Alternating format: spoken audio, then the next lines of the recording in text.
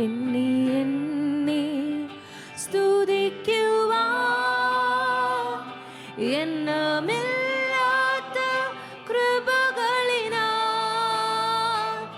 ഇന്നയോളം തൻ ഭുജത്താൽ എന്നെ താങ്ങിയ നാമമേ, ഇന്നയോളം തൻ ഭുജത്താൽ എന്നെ താങ്ങിയ നാമമേ.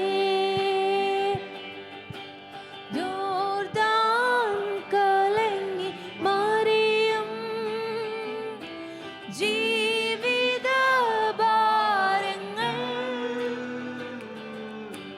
യോർദാൻ കലങ്ങി മറിയും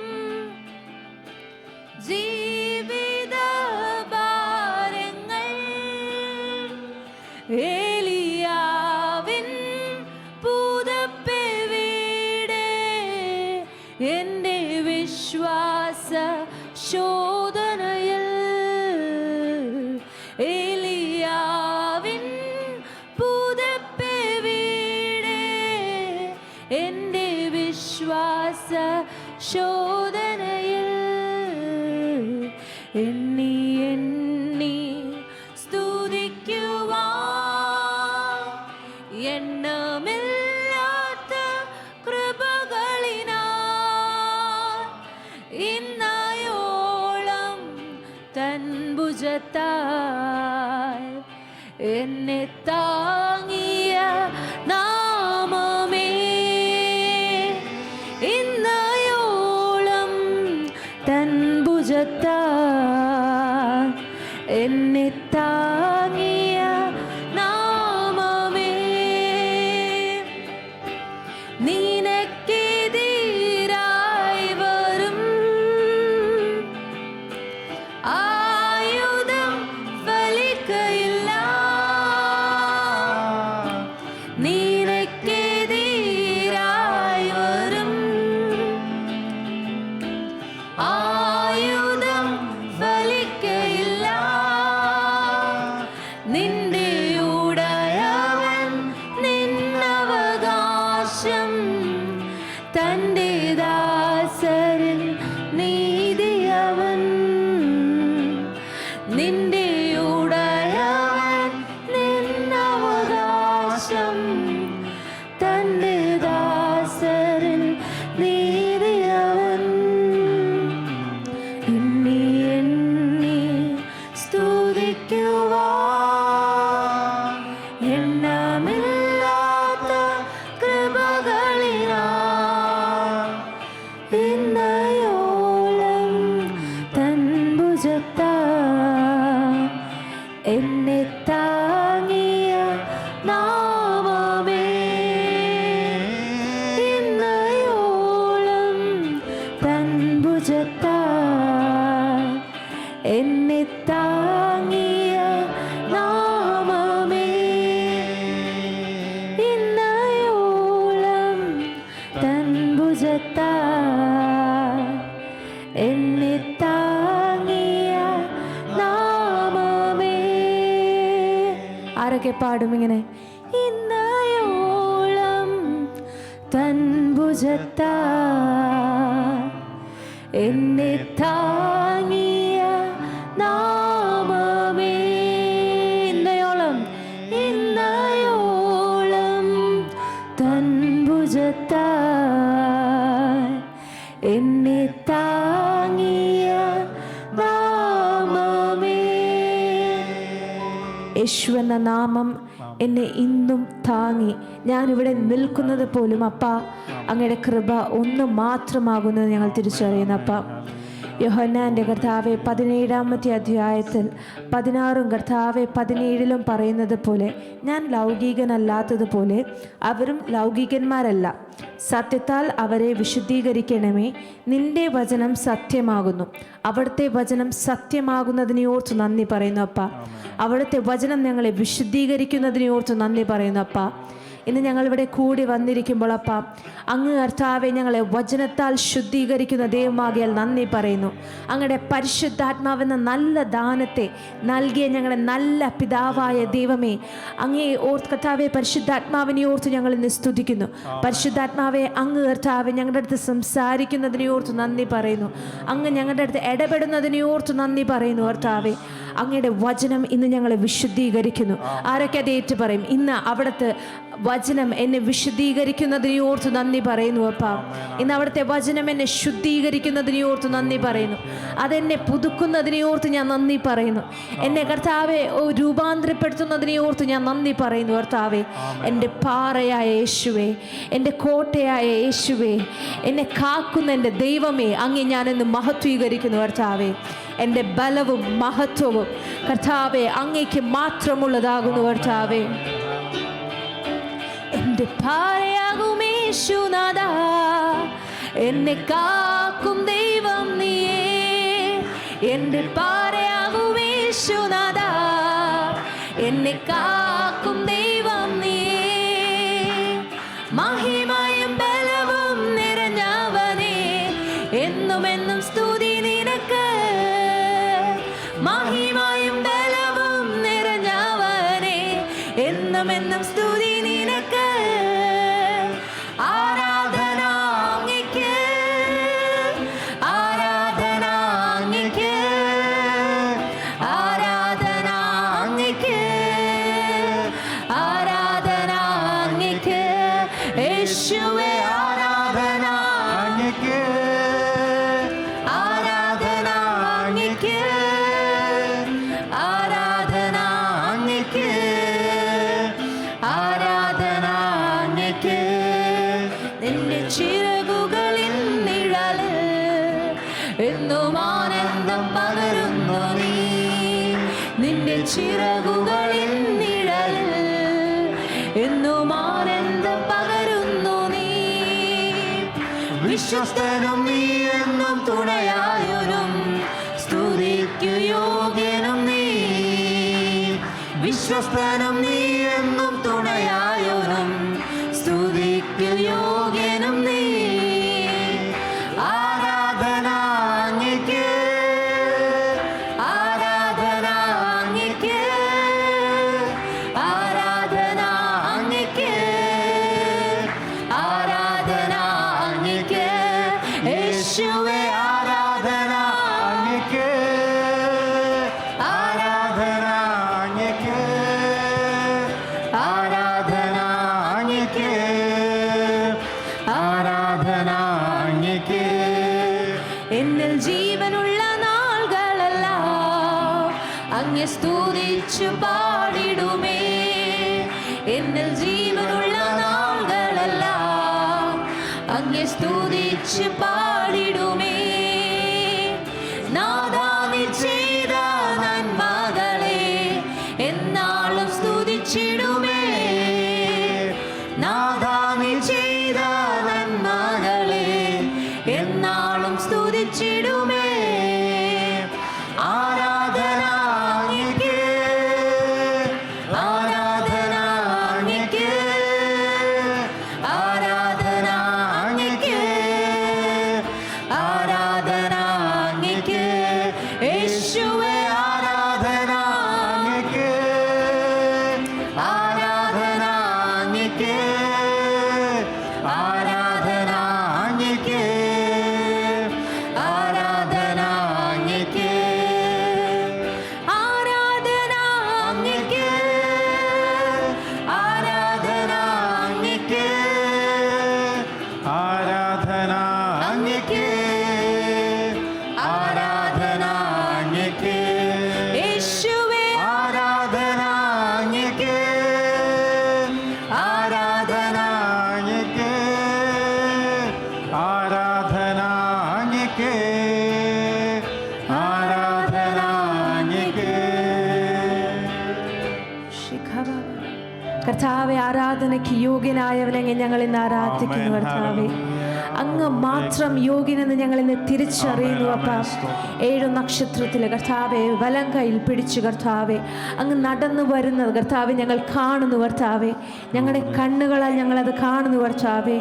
ഓ കർത്താവെ 7 പൊൻനിലകളിൽ കൂടെ നടുവിൽ കൂടി കർത്താവെ അങ്ങ് നടന്നു വരുന്നുവല്ലോ കർത്താവെ. നീലയങ്കി ധരിച്ച എൻ്റെ പ്രിയനെങ്കിൽ ഞങ്ങൾ ആരാധിക്കുന്നു. വെള്ളോട്ടിന് സമം പാദമുള്ളവനെങ്കിൽ ഞങ്ങൾ ഇന്ന് ആരാധിക്കുന്നു കർത്താവെ. അഗ്നിജ്വാലക്കൊത്തവണ്ണം കണ്ണുള്ളവനെങ്കിൽ ഞങ്ങൾ ഇന്ന് ആരാധിക്കുന്നു കർത്താവെ.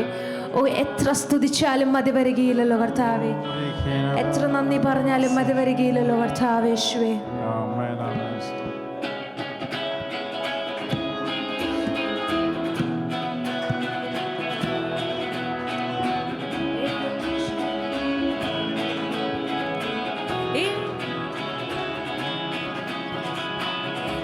നക്ഷത്രം വലങ്കയിൽ പിടിച്ച് ശിരസാദിൽ ധരിച്ച് 7 പൊന്നില വിളക്കുകൾ അതിൻ നടുവിൽ എഴുന്നള്ളി വന്നോനേ. 7 നക്ഷത്രം വലങ്കയിൽ പിടിച്ച് 7 രാജാമുടി ശിരസാദിൽ ധരിച്ച് 7 പൊന്നില വിളക്കുകൾ അതിൻ നടുവിൽ എഴുന്നള്ളി വന്നോനേ. ദാവീദ് ഗോത്രത്തിൻ സിംഹമായോനേ, ദാവീദിൻ താക്കോൽ കയ്യിലുള്ളോനേ, ദാവീദ് ഗോത്രത്തിൻ സിംഹമായോനേ, ദാവീദിൻ താക്കോൽ കയ്യിലുള്ളോനേ. നീ തുറന്നാൽ അത് അടക്കുവതാര്, നീ അടച്ചാൽ അത് തുറക്കുവതാര്. നീ തുറന്നാൽ അത് അടക്കുവതാര്, നീ അടച്ചാൽ അത് തുറക്കുവതാര്. 7 നക്ഷത്രം വലങ്കയിൽ പിടിച്ച് 7 രാജാമുടി ശിരസാദിൽ ധരിച്ച് 7 പൊന്നില വിളക്കുകൾ അതിൻ നടുവിൽ എഴുന്നള്ളി വന്നോരേ. 7 നക്ഷത്രം വലങ്കയിൽ പിടിച്ച് 7 രാജാമുടി ശിരസാദിൽ ധരിച്ച് 7 പൊന്നില വിളക്കുകൾ അതിൻ നടുവിൽ എഴുന്നള്ളി വന്നോരേ. ദൂതസഞ്ചാരത്തിൽ ആരാധൻ ക്രിസ്തു പുസ്തകം തുറപ്പാൻ യോഗ്യനായോനേ. ദൂതസഞ്ചാരത്തിൽ ആരാധൻ ക്രിസ്തു പുസ്തകം തുറപ്പാൻ യോഗ്യനായോനേ. മടങ്ങിടുമേ സർവമുഴങ്കാലുകളും എല്ലാ നാവും പാടിടും നിന്നെ. മടങ്ങിടുമേ സർവമുഴങ്കാലുകളും എല്ലാ നാവും പാടിടും നിന്നെ. 7 നക്ഷത്രം വലങ്കയിൽ പിടിച്ച് 7 രാജാമുടി ശിരസാദിൽ ധരിച്ച് 7 പൊന്നില വിളക്കുകൾ അതിൻ നടുവിൽ എഴുന്നള്ളി വന്നോനേ. 7 നക്ഷത്രം വലങ്കയിൽ പിടിച്ച് 7 രാജാമുടി ശിരസാദിൽ ധരിച്ച് 7 പൊന്നില വിളക്കുകൾ അതിൻ നടുവിൽ എഴുന്നള്ളി വന്നോനേ. ഉൾമുടി ചൂടിയ ശിരസിൽ മേലന്നാൾ മുൻമുടി ചൂടിതാൻ എഴുന്നള്ളി വരുമേ. മുൾമുടി ചൂടിയ ശിരസിൽ അന്നാൾ മുൻമുടി ചൂടിതാൻ എഴുന്നള്ളി വരുമേ. ഭാഷകൾക്കും അധികാരങ്ങൾക്കും അന്ന് മാറ്റം ഭവിച്ചിടും താതന്റെ വരവിൽ. ഭാഷകൾക്കും അധികാരങ്ങൾക്കും അന്ന് മാറ്റം ഭവിച്ചിടും താതന്റെ വരവിൽ. 7 നക്ഷത്രം വലങ്കയിൽ പിടിച്ച് 7 രാജാമുടി ശിരസാദിൽ ധരിച്ച് 7 പൊന്നില വിളക്കുകൾ അതിൻ നടുവിൽ എഴുന്നള്ളി വന്നോരേ. 7 നക്ഷത്രം വലങ്കയിൽ പിടിച്ച് 7 രാജാമുടി ശിരസാദിൽ ധരിച്ച് 7 പൊന്നില വിളക്കുകൾ അതിൻ നടുവിൽ എഴുന്നള്ളി വന്നോരേ. ദാവീദ് ഗോത്രത്തിൻ സിംഹമായോനേ, ദാവീദിൻ താക്കോൽ കയ്യിലുള്ളോനേ, ദാവീദ് ഗോത്രത്തിൻ സിംഹമായോനേ, ദാവീദിൻ താക്കോൽ കയ്യിലുള്ളോനേ. നീ തുറന്നാൽ അത് അടയ്ക്കും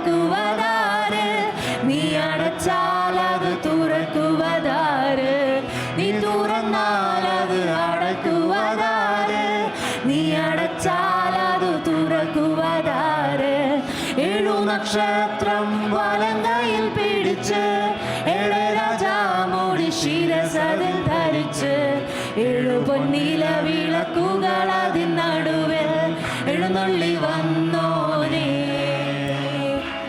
7 നക്ഷത്രം വലങ്കയിൽ പിടിച്ച് 7 രാജാമുടി ശിരസതിൽ ധരിച്ച് 7 പൊന്നില വിളക്കുകൾ അതിൻ നടുവിൽ എഴുന്നള്ളി വന്നോനേ. ദൂതസഞ്ചയത്തിൽ ആരാധൻ ക്രിസ്തു പുസ്തകം തുറപ്പാൻ യോഗ്യനായോനേ. ദൂതസഞ്ചയത്തിൽ ആരാധൻ ക്രിസ്തു പുസ്തകം തുറപ്പാൻ യോഗ്യനായോനേ. മടങ്ങിടുമേ സർവമുഴങ്കാലുകളും എല്ലാ നാവും പാടിടും നിന്നെ. മടങ്ങിടുമേ സർവമുഴങ്കാലുകളും എല്ലാ നാവും പാടിടും നിന്നെ. 7 നക്ഷത്രം വലങ്കയിൽ പിടിച്ച് 7 രാജാമുടി ശിരസതിൽ ധരിച്ച് 7 പൊന്നില വിളക്കുകൾ അതിൻ നടുവിൽ എഴുന്നള്ളി വന്നോനേ. 7 നക്ഷത്രം വലങ്കയിൽ പിടിച്ച് 7 രാജാമുടി ശിരസതിൽ ധരിച്ച് 7 പൊന്നില വിളക്കുകൾ അതിൻ നടുവിൽ എഴുന്നള്ളി വന്നോനേ. മുൾമുടി ചൂടിയ ശിരസിലന്നാൾ മുൻമുടി ചൂടിതാൻ എഴുന്നള്ളി വരുമേ. മുൾമുടി ചൂടിയ ശിരസിലന്നാൾ പൊന്മുടി ചൂടിതാൻ എഴുന്നള്ളി വരുമേ. വർഷങ്ങൾക്കും അധികാരങ്ങൾക്കും അന്ന് മാറ്റം ഭവിച്ചിടും താതന്റെ വരവ്. വർഷങ്ങൾക്കും അധികാരങ്ങൾക്കും അങ്ങ് മാറ്റം ഭവിച്ചിടും താതന്റെ വരവ്. 7 നക്ഷത്രം വലങ്കയിൽ പിടിച്ച് 7 രാജാമുടി ശിരസതിൽ ധരിച്ച് 7 പൊന്നില വിളക്കുകൾ അതിൻ നടുവിൽ എഴുന്നള്ളി വന്നോനേ. 7 നക്ഷത്രം വലങ്കയിൽ പിടിച്ച് 7 രാജാമുടി ശിരസതിൽ ധരിച്ച് 7 പൊന്നില വിളക്കുകൾ അതിൻ നടുവിൽ എഴുന്നള്ളി വന്നോനേ.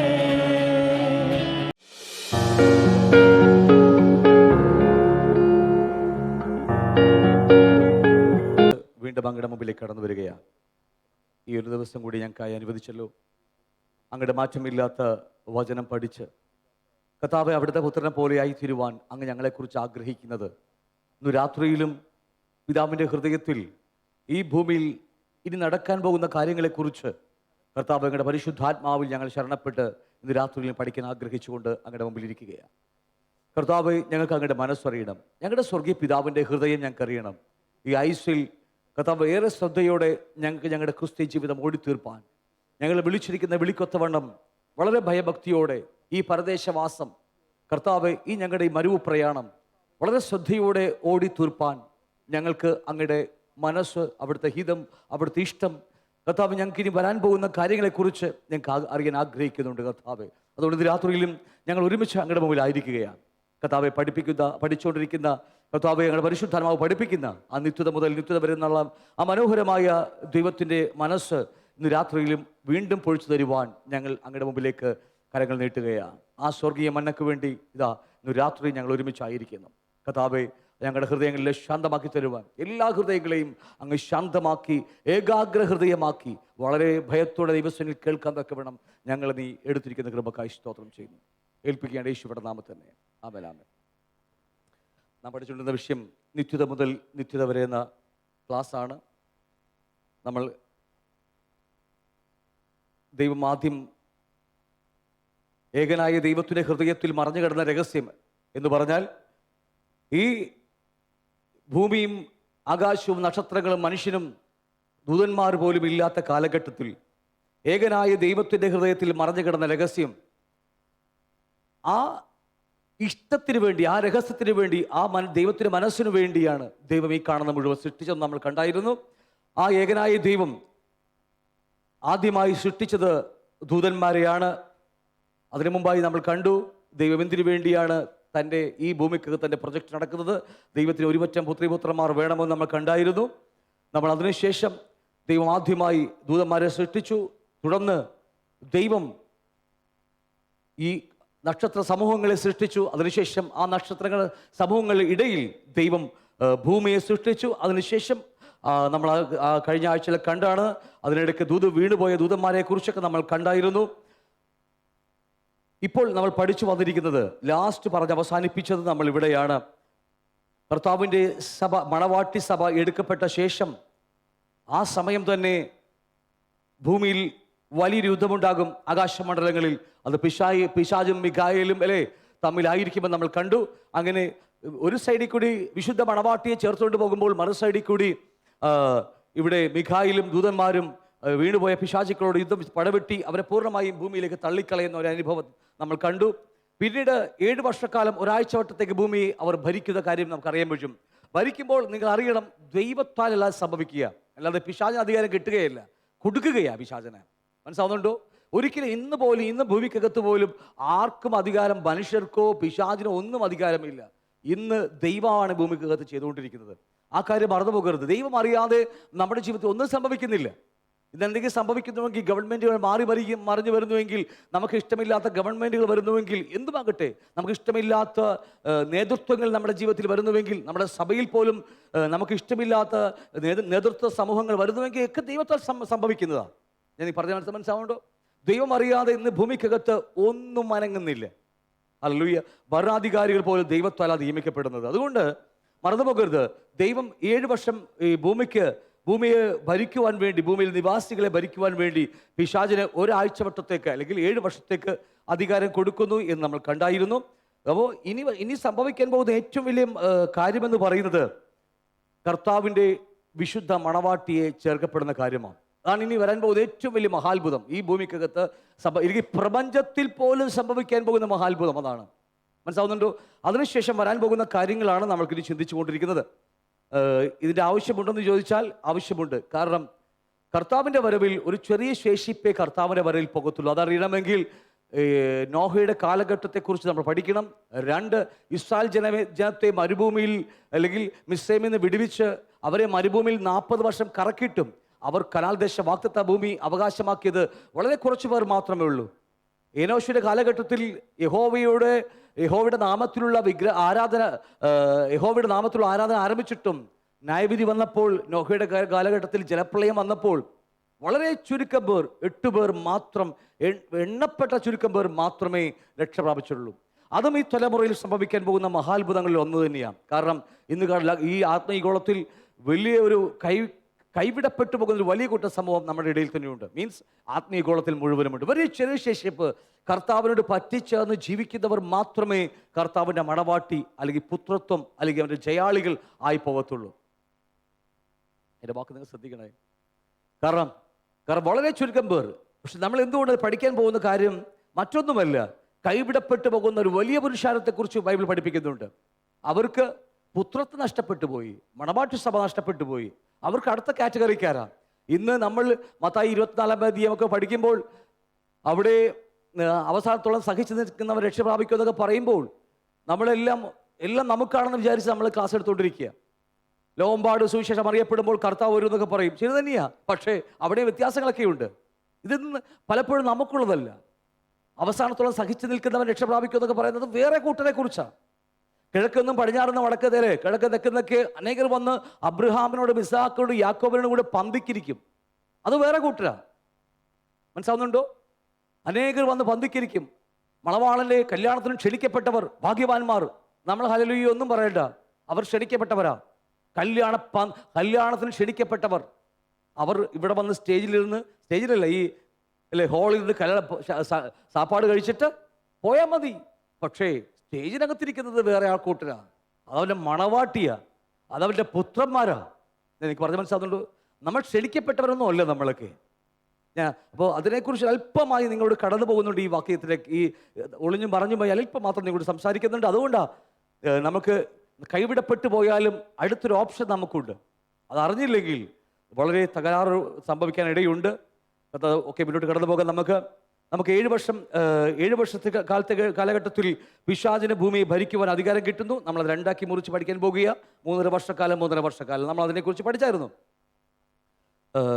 അവനെ എല്ലാവരും നമസ്കരിക്കുമാറാക്കുമെന്ന് നമ്മൾ കണ്ടായിരുന്നു അല്ലേ? ആ 7 വർഷം മുഴുവനും ലോകം മുഴുവനും അവനെ നമസ്കരിക്കുമാറാക്കുന്നു.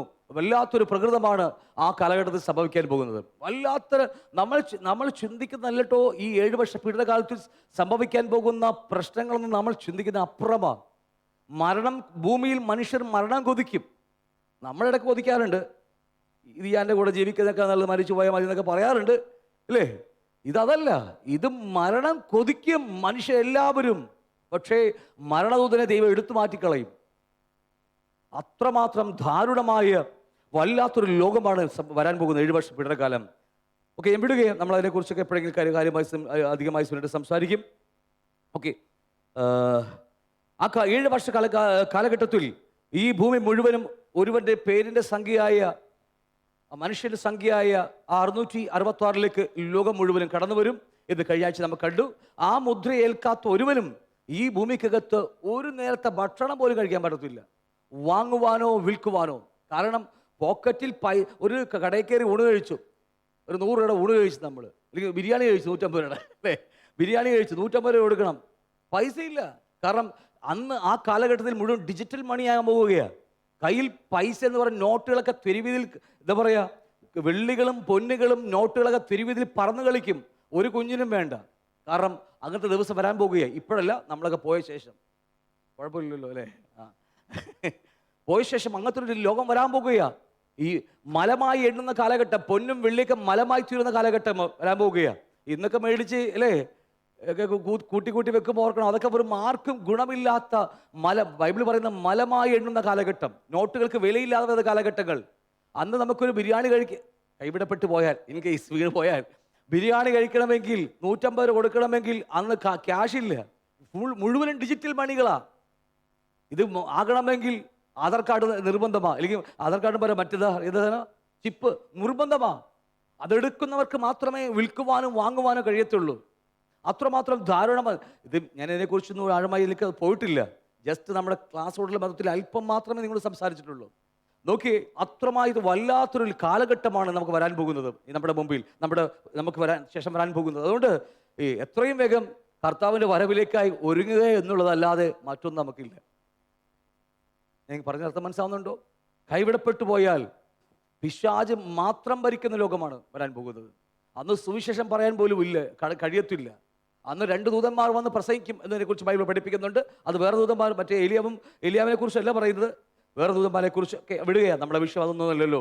അപ്പോൾ ഇതുപോലെ വിൽക്കുവാനും വാങ്ങുവാനും കഴിയണമെങ്കിൽ മുദ്രയേൽക്കുന്നവർക്ക് മാത്രമേ കഴിയൂ എന്ന്. അതുകൊണ്ട് ലോകം മുഴുവനും ഈ കൊറോണ വന്നതിലൂടെ പിന്നിൽ ഈ ലോകത്തിലെ സകല മനുഷ്യരും അതിലേക്ക് കടന്നുപോയിക്കൊണ്ടിരിക്കുക.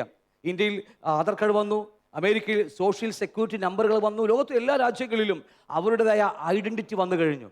എന്ന് പറഞ്ഞാൽ ഡിനിൽ കുമാർ എന്ന പേരില്ല, നമുക്ക് 12 വരകളേ ഉള്ളൂ, അക്കങ്ങളെ നമുക്കുള്ളൂ ഇന്ന് ഇല്ലേ? അപ്പോൾ ഓൾറെഡി ഒക്കെ വന്നു കഴിഞ്ഞു. അത് 16 ആയാൽ മാത്രം മതി.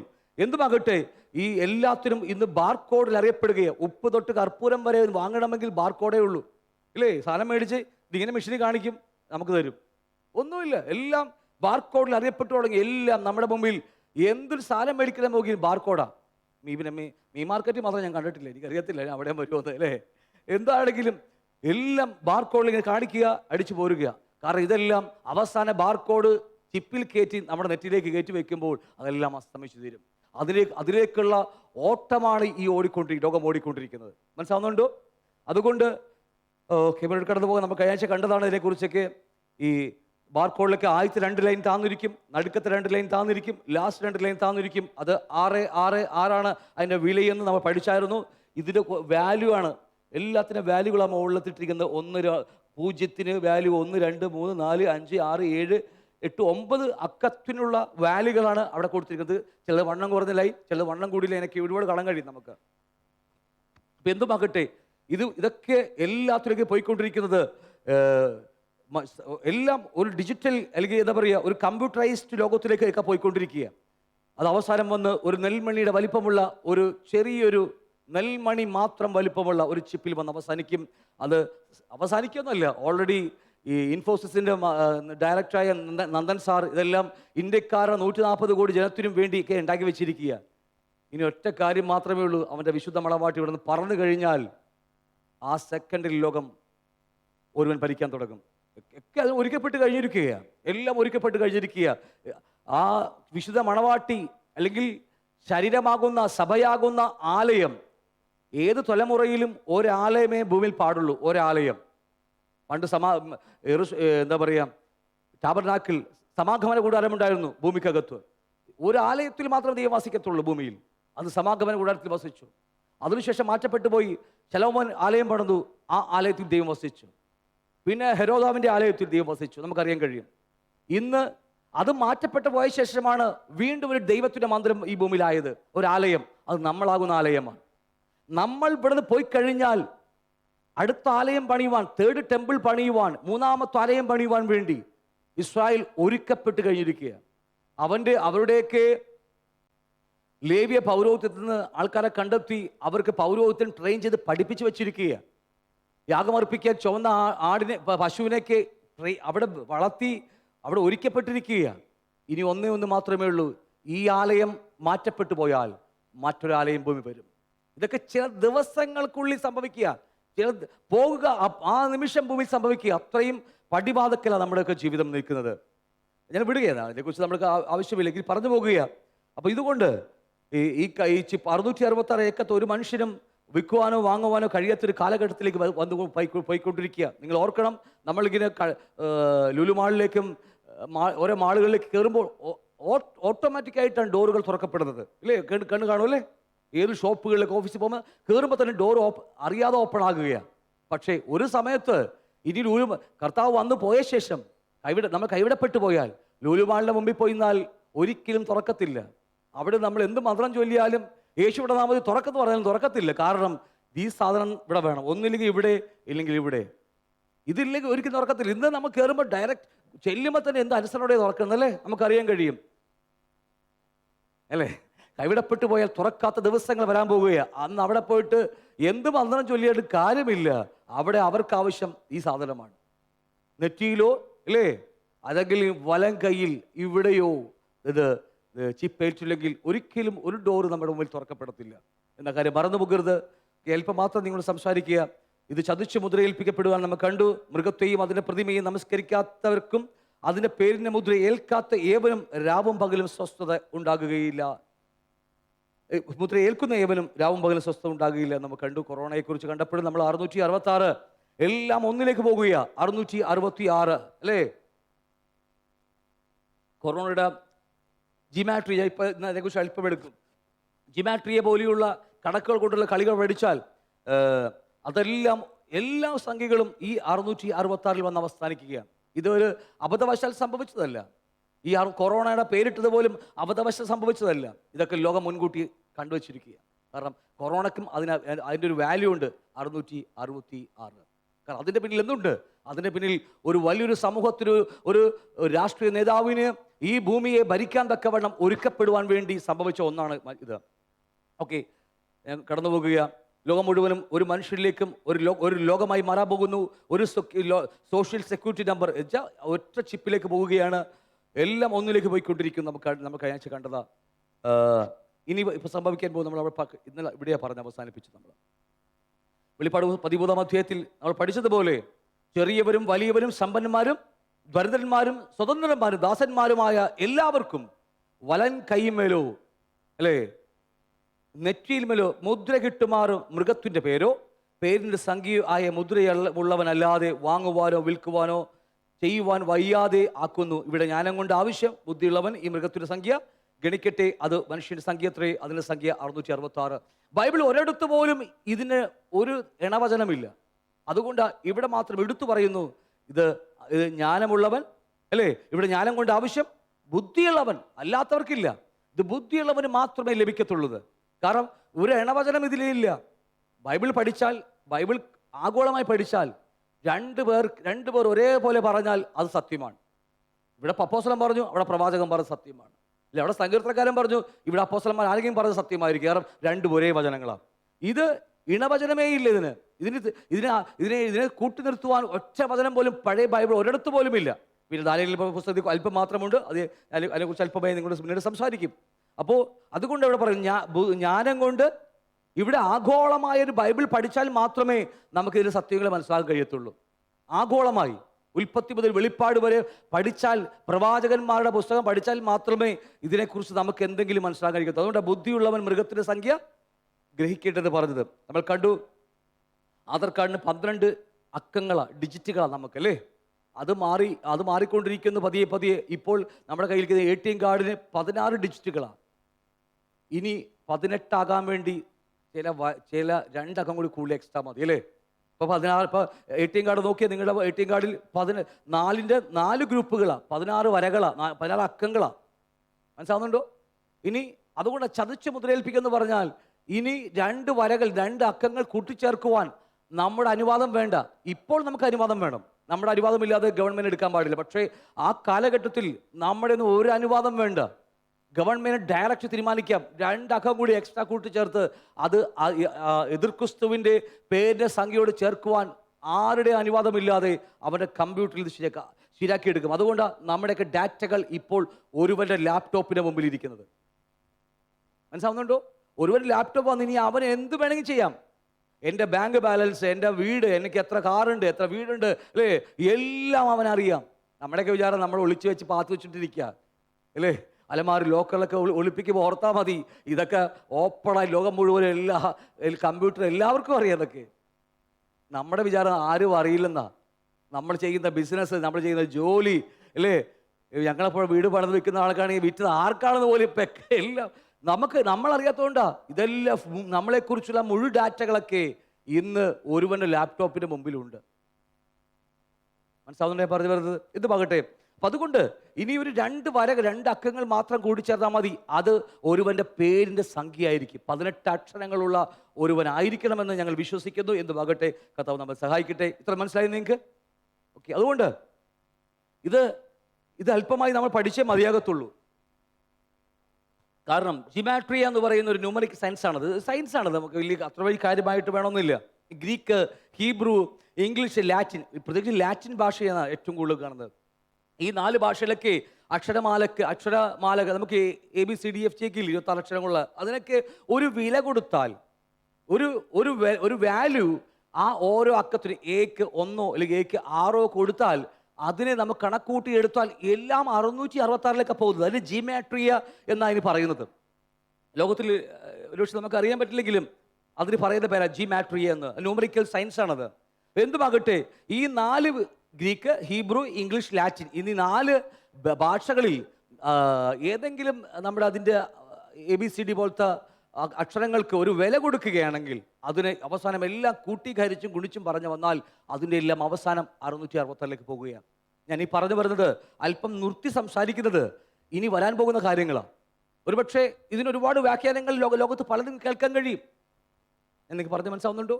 ഒരുപാട് വ്യാഖ്യാനമുണ്ട്. അത് കാരണം വരാൻ പോകുന്ന ഭാവി കാലമാണ്. അത് ആർക്ക് വേണമെങ്കിൽ എങ്ങനെ വേണമെങ്കിൽ വ്യാഖ്യാനിക്കാം. കാരണം നമുക്ക് കണ്ടിട്ടില്ലല്ലോ അല്ലേ. നമുക്ക് ലഭിച്ച എന്തെങ്കിലും അല്പം വെളിപ്പാടോ ഇല്ലെങ്കിൽ എവിടെ നിന്നൊക്കെ കൂട്ടിച്ചേർത്ത് നമുക്ക് എന്ത് വേണമെങ്കിൽ പറയാം. പക്ഷേ നിങ്ങൾ ഒന്നറിയണം, ഇതെന്താണെങ്കിലും ഒരു വലിയൊരു കാര്യം ഇതിൻ്റെ പിന്നിൽ മറഞ്ഞിട്ട് കിടക്കുന്നുണ്ട്. സഭയിൽ വിശുദ്ധ മണവാട്ടിയെ ചേർപ്പാൻ വരുമ്പോൾ നമ്മൾ പോയില്ലെങ്കിൽ ഇതെല്ലാം നമ്മുടെ തലമേൽ വരാനിടയുണ്ട്. അതുകൊണ്ട് ഇനിയുള്ള ക്ലാസ്സുകൾ വളരെ ശ്രദ്ധയോടെ നിങ്ങൾ കേൾക്കുക എന്നുള്ളത് വളരെ അത്യാവശ്യമായ കാര്യമാണ്. കമ്പ്യൂട്ടറിനൊക്കെ ഇപ്പോൾ Aക്ക് 6 കൊടുത്തു, Bക്ക് 6ൻ്റെ ഇരട്ടിപ്പിക്കൽ കൊടുത്താൽ ഈ കമ്പ്യൂട്ടറിന് പോലും അതിൻ്റെ വാല്യൂ ഇട്ട് കൂട്ടിയാൽ 666 എല്ലാം പോകുന്നത്. എല്ലാം പോകുന്നത് ഒരു മനുഷ്യനെ കേന്ദ്രീകരിച്ചാണ് എല്ലാം പോയിക്കൊണ്ടിരിക്കുന്നത് ഇല്ലേ. ഞാൻ പറഞ്ഞത് ഉപ്പ് തൊട്ട് കർപ്പൂരം വരെ. ഈ നാട്ടുഭാഷയാണ്, എനിക്കറിയത്തില്ല എന്താ അതിന് ഉദ്ദേശിച്ചത്, എനിക്കറിയത്തില്ല. കർപ്പൂരം എന്ന് പറയുന്നത് എനിക്കറിയത്തില്ല. ഒരുപക്ഷെ മരണം വരെ ആയിരിക്കും അല്ലേ, എന്തെനിക്കറിയത്തില്ല, എന്താണെന്ന് എനിക്കറിയത്തില്ല. എന്നാലും നാട്ടുകാർ പറഞ്ഞിട്ടുണ്ട്, അമ്മയൊക്കെ പറഞ്ഞിട്ടുണ്ട്, ഉപ്പ് തൊട്ട് കർപ്പൂരം വരെ എന്ത് വാങ്ങണമെങ്കിലും അതുമേലൊക്കെ ബാർകോഡ് കാണിച്ചാലേ, ഇങ്ങനെ കൊണ്ട് ഇങ്ങനെ കാണിച്ചാൽ മതി, സംഗതി റെഡിയാകാം. എല്ലാം ഒന്നിലേക്ക് കമ്പ്യൂട്ടർ വൽക്കരിക്കുകയാണ് എല്ലാം. അതുകൊണ്ടാണ് ഈ നാളുകളിൽ ഇപ്പോൾ ഏതാണ്ട് 10-20 സ്റ്റേറ്റുകളിലാണ് ഇപ്പോൾ ഇന്ത്യയിൽ ഇപ്പോൾ ഡിജിറ്റൽ മണി വന്നുകൊണ്ടിരിക്കുന്നത് അല്ലേ. നമുക്കെല്ലാം കണ്ടു. കേരളത്തിൽ ഇപ്പോൾ വാങ്ങാൻ പോകുന്നു. ഇനി വരാൻ 10 സ്റ്റേറ്റിലേക്ക് ഈ കേരളവും പെട്ടിട്ടുണ്ട്. പൈസ എന്ത് മണി എന്ത് പറയില്ല, എന്ത് അതല്ല, വേറൊരു പേര് കൂടെ ഉണ്ട് അതിന്. എന്താ പറഞ്ഞു, പേപ്പറിലൊക്കെ സ്ഥിരമായ ബാംഗ്ലൂർ വരെ എത്തിയേ. ഇനിയിപ്പോൾ അടുത്തത് 10 സ്റ്റേറ്റ് അതിൽ നമ്മുടെ പെടുന്നുണ്ട്. എന്തുമാകട്ടെ, ഇതിൻ്റെയൊക്കെ വാല്യൂ പോയാൽ 666. ഇത് യാദൃശ്യമായി സംഭവിച്ചതല്ല. ലോകക്കാർ പറയും അതറിയാതെ പറ്റിപ്പോയതാ. കൊറോണ വന്നു 666, കൊറോണ ബലി 666, അത് അബദ്ധവശാൽ പറ്റിപ്പോയതാ. അല്ല, ഇതെല്ലാം ഒരുവന്റെ ഭരണത്തിന് കീഴിലേക്ക് പോയിക്കൊണ്ടിരിക്കുക. 7 വർഷ പീഡനകാലത്തിലേക്ക്, അല്ലെങ്കിൽ ഒരു ആഴ്ചവട്ടത്തേക്ക് എതിർ ക്രിസ്തുവിൻ വാഴ്ചയ്ക്ക് വേണ്ടി ലോകം ഒരുങ്ങുകയാണ്. അതുകൊണ്ടാ ജ്ഞാനം, ഇവിടെ നേരത്തെ വാക്യം വായിച്ചല്ലോ, ഇവിടെ ജ്ഞാനം കൊണ്ട് ആവശ്യം ബുദ്ധിയുള്ളവൻ, അല്ലേ? ഇതെല്ലാവർക്കും ലഭിക്കത്തില്ല. ആധാർ കാർഡ് വന്നപ്പോൾ ഏറ്റവും കൂടുതൽ പോയി ക്യൂ നിന്ന ആൾക്കാരും പെന്തക്കോസുകാരൊക്കെ തന്നെയാണ്. കാരണം റേഷൻ അരി 1 രൂപക്ക് റേഷൻ കിട്ടും, ഇല്ലേ? ഞാൻ തമാശ പറഞ്ഞു, തമിഴ്നാട്ടിലൊക്കെ പോയാൽ അയ്യോ, ആ 1 രൂപക്ക് അരിക്ക് വേണ്ടി എല്ലാ പെന്തക്കോസുകാരും ചർച്ച മൊത്തത്തിലേ പോയത്. നമുക്കൊന്ന് നിന്ന് എന്താണ് സംഭവിക്കുന്നത്, ലോകത്തിൽ എന്താ മാറ്റങ്ങൾ വരുന്നത്, ഇതെന്താ ഇങ്ങനെ സംഭവിക്കുന്നത് അന്വേഷിക്കാൻ പോലും നമുക്ക് നേരമില്ല. ഞാൻ പറഞ്ഞ അർത്ഥം മനസ്സിലാവുന്നുണ്ടോ? ഇനി ജീവിതത്തിൽ സംഭവിക്കുന്ന, ലോകത്തിൽ സംഭവിക്കുന്ന മാറ്റങ്ങൾ നിങ്ങൾ വെറുതെ തമാശയ്ക്ക് തള്ളിക്കളയരുതേ. ഒന്ന് ചിന്തിക്കണം, എന്നിട്ട് പ്രവർത്തിക്കണം. ഞാൻ പറഞ്ഞ മനസ്സിലാവുന്നുണ്ടോ? ആധാർ കാർഡ് വന്നപ്പോൾ ക്യൂ നിൽക്കാൻ ജാതികളെക്കാൾ മുമ്പിൽ നിന്ന് പെന്തക്കോസുകാരാ. കൊറോണ വാക്സിൻ വന്നപ്പോഴും ഏറ്റവും കൂടുതൽ പോയെടുത്ത് പെന്തക്കോസുകാരാ. ഒന്ന് നിന്നൊന്ന് ആലോചിച്ച്, ഒന്ന് ബൈബിളെ കുറിച്ച് ആഗോളമായി വിശകലനം ചെയ്ത്, അതുകൊണ്ടാണ് ഇവിടെ ജ്ഞാനം കൊണ്ട് ആവശ്യം ബുദ്ധിയുള്ളവൻ. കർത്താവ് നമ്മളെയൊക്കെ വിളിച്ചതല്ലേ, കർത്താവ് അങ്ങ് കൊണ്ടുപോക്കോളെന്ന് വിചാരിച്ചിരുന്ന. ഞാൻ പറഞ്ഞ അർത്ഥം മനസ്സിലാവുന്നുണ്ടോ? ബുദ്ധിയാണ് ഇവിടെ ആവശ്യം. ദൈവം നമുക്കൊരു പ്രമാണം തന്നിട്ടുണ്ട്, വിശ്വാസ പ്രമാണം, ഇല്ലേ? കയ്യിലില്ലേ? നമ്മുടെ കയ്യിൽ ഒരു പ്രമാണം നൽകിയിട്ടുണ്ട്. അത് വീട്ടിൽ വെക്കാൻ വേണ്ടിയല്ല, അത് തിരിച്ചും മറിച്ചും. അതോടെ ഇവിടെ ജ്ഞാനം കൊണ്ട് ആവശ്യം ബുദ്ധിയുള്ളവൻ തിരിച്ചും മറിച്ച് പരിശോധിക്കാൻ വേണ്ടിയാ. നമ്മുടെയൊക്കെ വിചാരം രക്ഷിക്കപ്പെട്ട നേരെ സ്വർഗത്തിലേക്ക് കുറുക്കു വഴി അല്ല, എല്ലാവരും പുറത്തുമില്ല. അതുകൊണ്ടാണ് മിസ്രൈമിൽ നിന്ന് വിടുവിച്ച് 20 ലക്ഷം ജനങ്ങളാ വിടുവിച്ച് കൊണ്ടുവന്നിട്ട് ഏതാണ്ട് 60 ലക്ഷം ജനങ്ങളുമായി മരുഭൂമി പെറ്റി വരികിയിട്ട് ആകെ 2 പേർ, ബാക്കി 20 വയസ്സ് താഴെയുള്ളവർ. ആ 20 വയസ്സ് താഴെയുള്ളവർ മരുഭൂമിയിൽ ജനിച്ചവരാ. അതും മർമ്മങ്ങളുണ്ട്. മിസ്രൈമിൽ ജനിച്ച ആകെ 2 പേർ ഒഴിച്ച് ബാക്കിയൊക്കെ മരുഭൂമിയിൽ ചത്തൊടുക്കിപ്പോയി. മിസ്രൈമിൽ ജനിച്ചവർ, മിസ്രൈമിനെ കണ്ടവർ, മരുഭൂമിയിൽ ജനിച്ചവർ 20 വയസ്സ് താഴെ സകല പിള്ളേരും അക്കരെ കയറി. പിടുത്തം കെട്ടി കാണോ, അല്ലേ? എന്തെങ്കിലും ആവട്ടെ, പ്രാർത്ഥിക്കുക. അപ്പോൾ ഇതൊക്കെ നമുക്ക് ഇങ്ങനെ ഓർക്കണം. ഇത് നമ്മൾ വെറുതെ എന്ത് പോയി കാണുമ്പോഴും, ഗവൺമെൻറ് മാറ്റം സംഭവിക്കുമ്പോഴും, പുതിയ ഓർഡർ കൊണ്ടുവരുമ്പോഴും വെറുതെ ഒരു ബോഷനെ പോലെ പോകാതെ ഒന്ന് ചിന്തിച്ച്, ഒന്ന് വിശകലനം ചെയ്ത്, ചിലപ്പോൾ നഷ്ടം വരും. ഞാൻ പറഞ്ഞില്ലേ, ഞാൻ വീട് പണിത് വിൽക്കുന്ന ആളായിരുന്നു. പക്ഷേ 3-5 വർഷം തന്നെ എൻ്റെ വെറുതെ പോയി. കാരണം എങ്ങാനും എടുത്തു പോയാൽ വിൽക്കാൻ പറ്റിയില്ലെങ്കിലോ വെറുതെ വേസ്റ്റായി പോയില്ലേ, അല്ലേ? അതുകൊണ്ട് വാങ്ങാനും വിൽക്കാനും പറ്റാത്ത ഗതികേടിൽ പെട്ടുപോയി. അത് എത്രയോ അനുഭവങ്ങൾ എൻ്റെ ജീവിതത്തിൽ ഉണ്ടായിട്ടെന്ന് അറിയാമോ? എന്ത് നോക്കട്ടെ, ഞാൻ വിടുകയാണ്. ഞാൻ പറഞ്ഞ കാര്യങ്ങൾ അല്പം നഷ്ടമൊക്കെ വരും. ഈ ജീവിതം നഷ്ടമേ ഉള്ളൂ. ഈ ജീവിതത്തിൽ ലാഭം ഉണ്ടാക്കാനാണെങ്കിൽ പോക്കാം നമ്മുടെയൊക്കെ ജീവിതം, അല്ലേ? ഈ ജീവിതം നഷ്ടമേ ഉള്ളൂ. കാരണം നമ്മുടെ കർത്താവ് അവരുടെ ജീവൻ വരെ നഷ്ടമാക്കിയിട്ട് ഇവിടുന്ന് പോയത്. പിന്നെ അതിനപ്പുറത്തേക്ക് നമുക്ക് വേറെ ഒന്നുമില്ലല്ലോ. ഇവിടെ എല്ലാം നമ്മുടെ ശാശ്വതമായ ഭവനം അക്കരെയാണ് നമുക്ക്.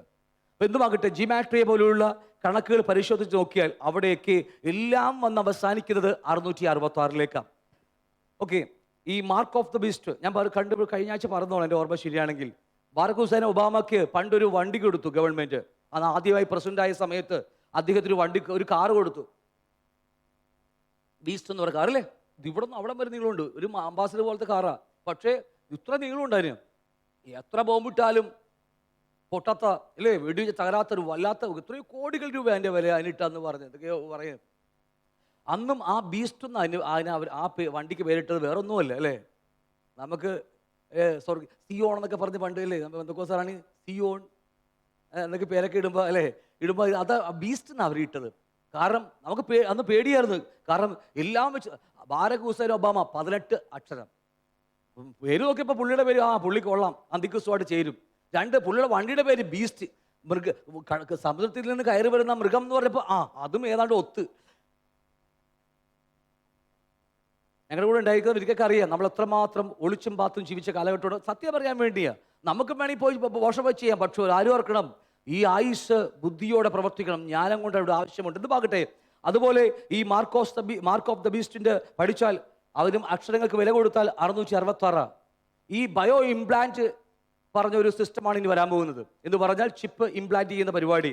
അത് കണക്ക് കൂട്ടി നോക്കിയാൽ നടുക്കുകയാണെന്ന് ബയോ ഇംപ്ലാന്റ്, അതിന്റെ വാല്യൂ ഇട്ട് കണക്ക് കൂട്ടി നോക്കിയാൽ എല്ലാം ജിമാട്രി വെച്ച് പഠിച്ചാൽ 666 വരും.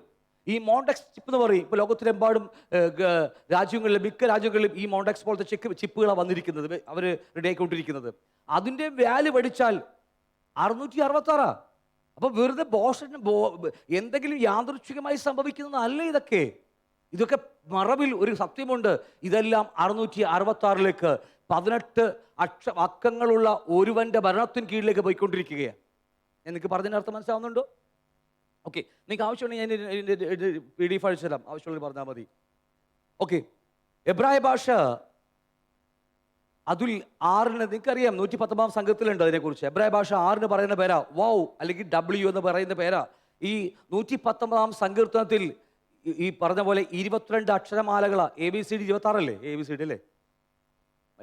നേരെ പഠിക്കാൻ പോയില്ല, അതുള്ള പ്രശ്നം. 26. ഈ 26 ഇംഗ്ലീഷിലുള്ളത്. എന്നാൽ യഥാർത്ഥ ഹീബ്രു ഭാഷയ്ക്ക് അതുപോലത്തെ അക്ഷരങ്ങളുണ്ട്. അത് 22 അക്ഷരങ്ങളാണ് ഉള്ളത്. ഈ 22 അക്ഷരങ്ങളും നമ്മുടെ ബൈബിളിലുണ്ട്, നിങ്ങളെ അയക്കുന്ന ബൈബിളിലുണ്ട്.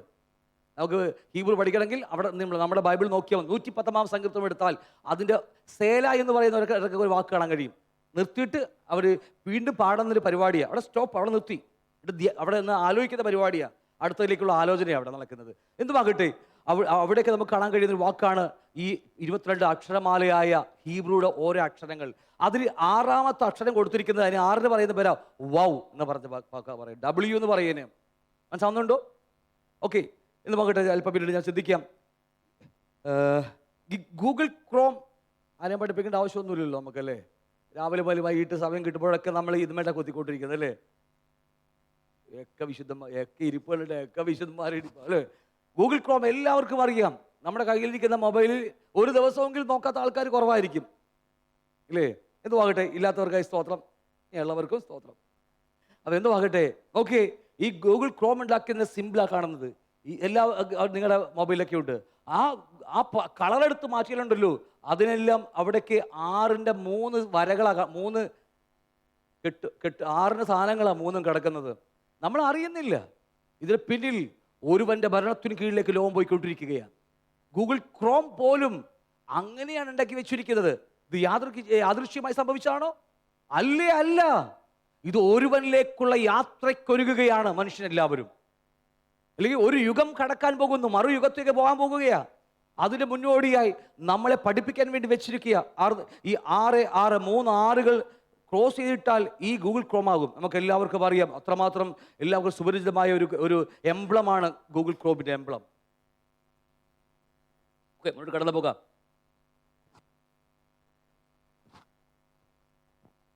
നേരത്തെ പറഞ്ഞതുപോലെ എബ്രായ ഭാഷയിൽ 6 വൗവെന്നും WWW 666 നമുക്ക് കാണാൻ കഴിയും. കമ്പ്യൂട്ടർ വായിക്കുന്ന ഏറ്റവും വലിയ ബാർകോഡാണ് 666 അല്ലേ. ഇന്ന് കമ്പ്യൂട്ടറോട് ഡിനിൽ കുമാർ കല്ലടക്കാവിൽ ഹൗസ് എന്ന് പറഞ്ഞാൽ പുള്ളിക്കൊന്നും മനസ്സിലാവില്ല. നമ്മളെപ്പോലെ ബർബറിനായിട്ടിരിക്കുന്ന ഒരു ബൈബിളിലെ ഭാഷ പറഞ്ഞാൽ ബർബറിനായിട്ടിരിക്കും. ഒരു വേറെ ആരും പറയണ്ട, ഹിന്ദിക്കാലം വന്ന് ക്യാ ബായി എന്നൊക്കെ നമ്മൾ ചോദിച്ചാൽ നമ്മളിങ്ങനെ ബർബറിനെ പോലെ ഇരിക്കുന്നുണ്ട്, കാരണം നമുക്കൊന്നും മനസ്സിലാവില്ല. അപ്പം അതുപോലെ ഞാൻ പോയി കമ്പ്യൂട്ടറിൽ പോയി ഡിനിൽ കുമാർ കല്ലടക്കാവിൽ ഹൗസ് എന്നൊക്കെ പറഞ്ഞാൽ അത് ആ പുള്ളിക്കാരൻ കമ്പ്യൂട്ടറിൽ ഇങ്ങനെ ഇരിക്കുകയുള്ളൂ, കാരണം മനസ്സിലാകത്തില്ല. പക്ഷേ കമ്പ്യൂട്ടറിന് ഒരു ബാർകോഡ് കൊടുത്താൽ അല്ലേ, അത് കറക്റ്റായിട്ട് പറഞ്ഞു തരും. എൻ്റെ 12 ആധാർ കാർഡിലെ 12 അക്കങ്ങൾ അങ്ങനെ പറഞ്ഞു കൊടുത്താൽ മതി. നമ്മുടെ നാട്ടുഭാഷ പറഞ്ഞാൽ നാളും അല്ലേ, എന്തോ നക്ഷത്രം എന്നൊക്കെ പറയുന്നത് പണ്ട്, അത് മുഴുവൻ ഇറക്കി വരും. നമ്മളെ വീട് എവിടെയാ, നാടെവിടെയാ, ഭാര്യ എവിടെയാ, ഭാര്യ അല്ലേ, എന്തൊക്കെയാ ബാങ്കിൽ എത്ര ബാലൻസ് ഉണ്ട്, എത്ര വീടുണ്ട്, എത്ര വീട് വിറ്റിട്ടുണ്ടെന്നൊക്കെ മുഴുവൻ വിവരണങ്ങൾ ഇറങ്ങി വരും നമുക്ക്. ഞാൻ നിങ്ങൾക്ക് പറഞ്ഞ മനസ്സിലാവുന്നുണ്ടോ? അക്കം കാണണം. അക്കം കൊടുക്കാത്തത്തോളം കാലം, അല്ലെങ്കിൽ ഒരു ബാർകോഡ് വരകൾ കൊടുക്കാത്തത്തോളം കാലം ഒരിക്കലും നമുക്ക് ഈ കമ്പ്യൂട്ടർ വായിക്കാൻ കഴിയത്തില്ല. വേൾഡ് വൈഡ് വെബ്, WWW, രാവിലെ മുതൽ അടിച്ചുകൊണ്ടിരിക്കുന്ന ആൾക്കാരല്ല നമ്മളൊക്കെ. വേൾഡ് വൈഡ് വെബ്, ഇതെല്ലാം അത് ഈ നേരത്തെ പറഞ്ഞ വൗ എന്ന ഈ എബ്രായ 6ാമത്തെ അക്ഷരം, എബ്രായ ഭാഷയുടെ 6ാമത്തെ അക്ഷരം വൗ and VOW, വൗ എന്ന് പറയുന്ന ആ അക്ഷരത്തിൽ നിന്ന് വന്നതാണ് WWW. ലോകം മുഴുവനും അത് അതിലേക്ക് പോയിക്കൊണ്ടിരിക്കുക. ഓക്കെ, കമ്പ്യൂട്ടറിൻ്റെ അതുകൊണ്ടാണ് കമ്പ്യൂട്ടർ പഠിക്കാൻ വേണ്ടി ജിമാട്രി എന്ന് പറഞ്ഞ ലോകം മുഴുവൻ നമുക്കൊരു കേട്ട് കാണത്തില്ല. പക്ഷേ ജിമാട്രി എന്ന് പറയുന്ന ഒരു സയൻസാണത്. അത് ഇതൊക്കെ അതിലേക്ക് പോയിക്കൊണ്ടിരിക്കുക. ഗൂഗിൾ ക്രോം എല്ലാം ഇതിലേക്ക് പോകുന്നത്. നമുക്ക് എന്നിട്ട് പറയുക, ജ്ഞാനം കൊണ്ട് ആവശ്യം ബുദ്ധിയുള്ളവൻ. വേറെ വഴിയില്ല, ജ്ഞാനമാണ് നമുക്ക് ആവശ്യം. കർത്താവ് നമ്മൾ രക്ഷിച്ചു, കർത്താവ് വരുമ്പോൾ പോകുമെന്ന് പറഞ്ഞിട്ട് കാര്യമില്ല. ഈ പ്രമാണം നമ്മുടെ കയ്യിൽ തന്നിരിക്കുന്നത് വായിക്കാൻ വേണ്ടിയാണ്. നമ്മൾ തിരിച്ചും മറിച്ചും നമ്മുടെ രക്ഷ അത്രമാത്രം വലുതാ സഹോദരങ്ങളെ. നമ്മൾ കാണുന്നതല്ല നമ്മുടെ രക്ഷ. നമ്മൾ പോകാൻ പോകുന്നത് സ്വർഗീയ തീരത്തേക്കാ. മനോഹരമായ ഈ സ്വർഗീയ സിയോനെ കുറിച്ചൊക്കെ സങ്കീർത്തക്കാർ വർണ്ണിക്കുന്നുണ്ട്. അതിനെക്കുറിച്ച് ഇത്രയും അതിശയമായ ഇത്രയും മനോഹരമായ സ്ഥലം വേറെയില്ല. UK യും അമേരിക്ക അല്ലത്.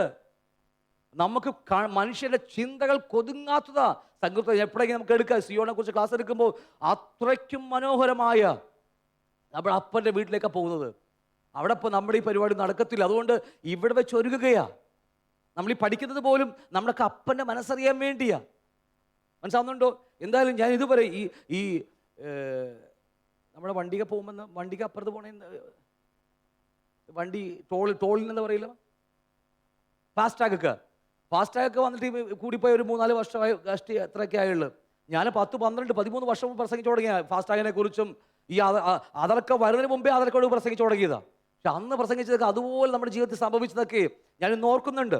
ഭയങ്കര ദൈവം നമ്മൾ ബൈബിളിൽ പറഞ്ഞ കാര്യങ്ങൾ പ്രസംഗിച്ചു കഴിയുമ്പോൾ ജനങ്ങളൊക്കെ നമ്മളെ കളിയാക്കും, ഭ്രാന്താന്ന് പറയും. അങ്ങനെ പറഞ്ഞ ആൾക്കാരൊക്കെ ഉണ്ട്. പറഞ്ഞിട്ട് അവസാനം നമ്മുടെ കൺമുമ്പിൽ നടക്കുമ്പോൾ എന്ത് അതിശയമെന്നറിയാമോ?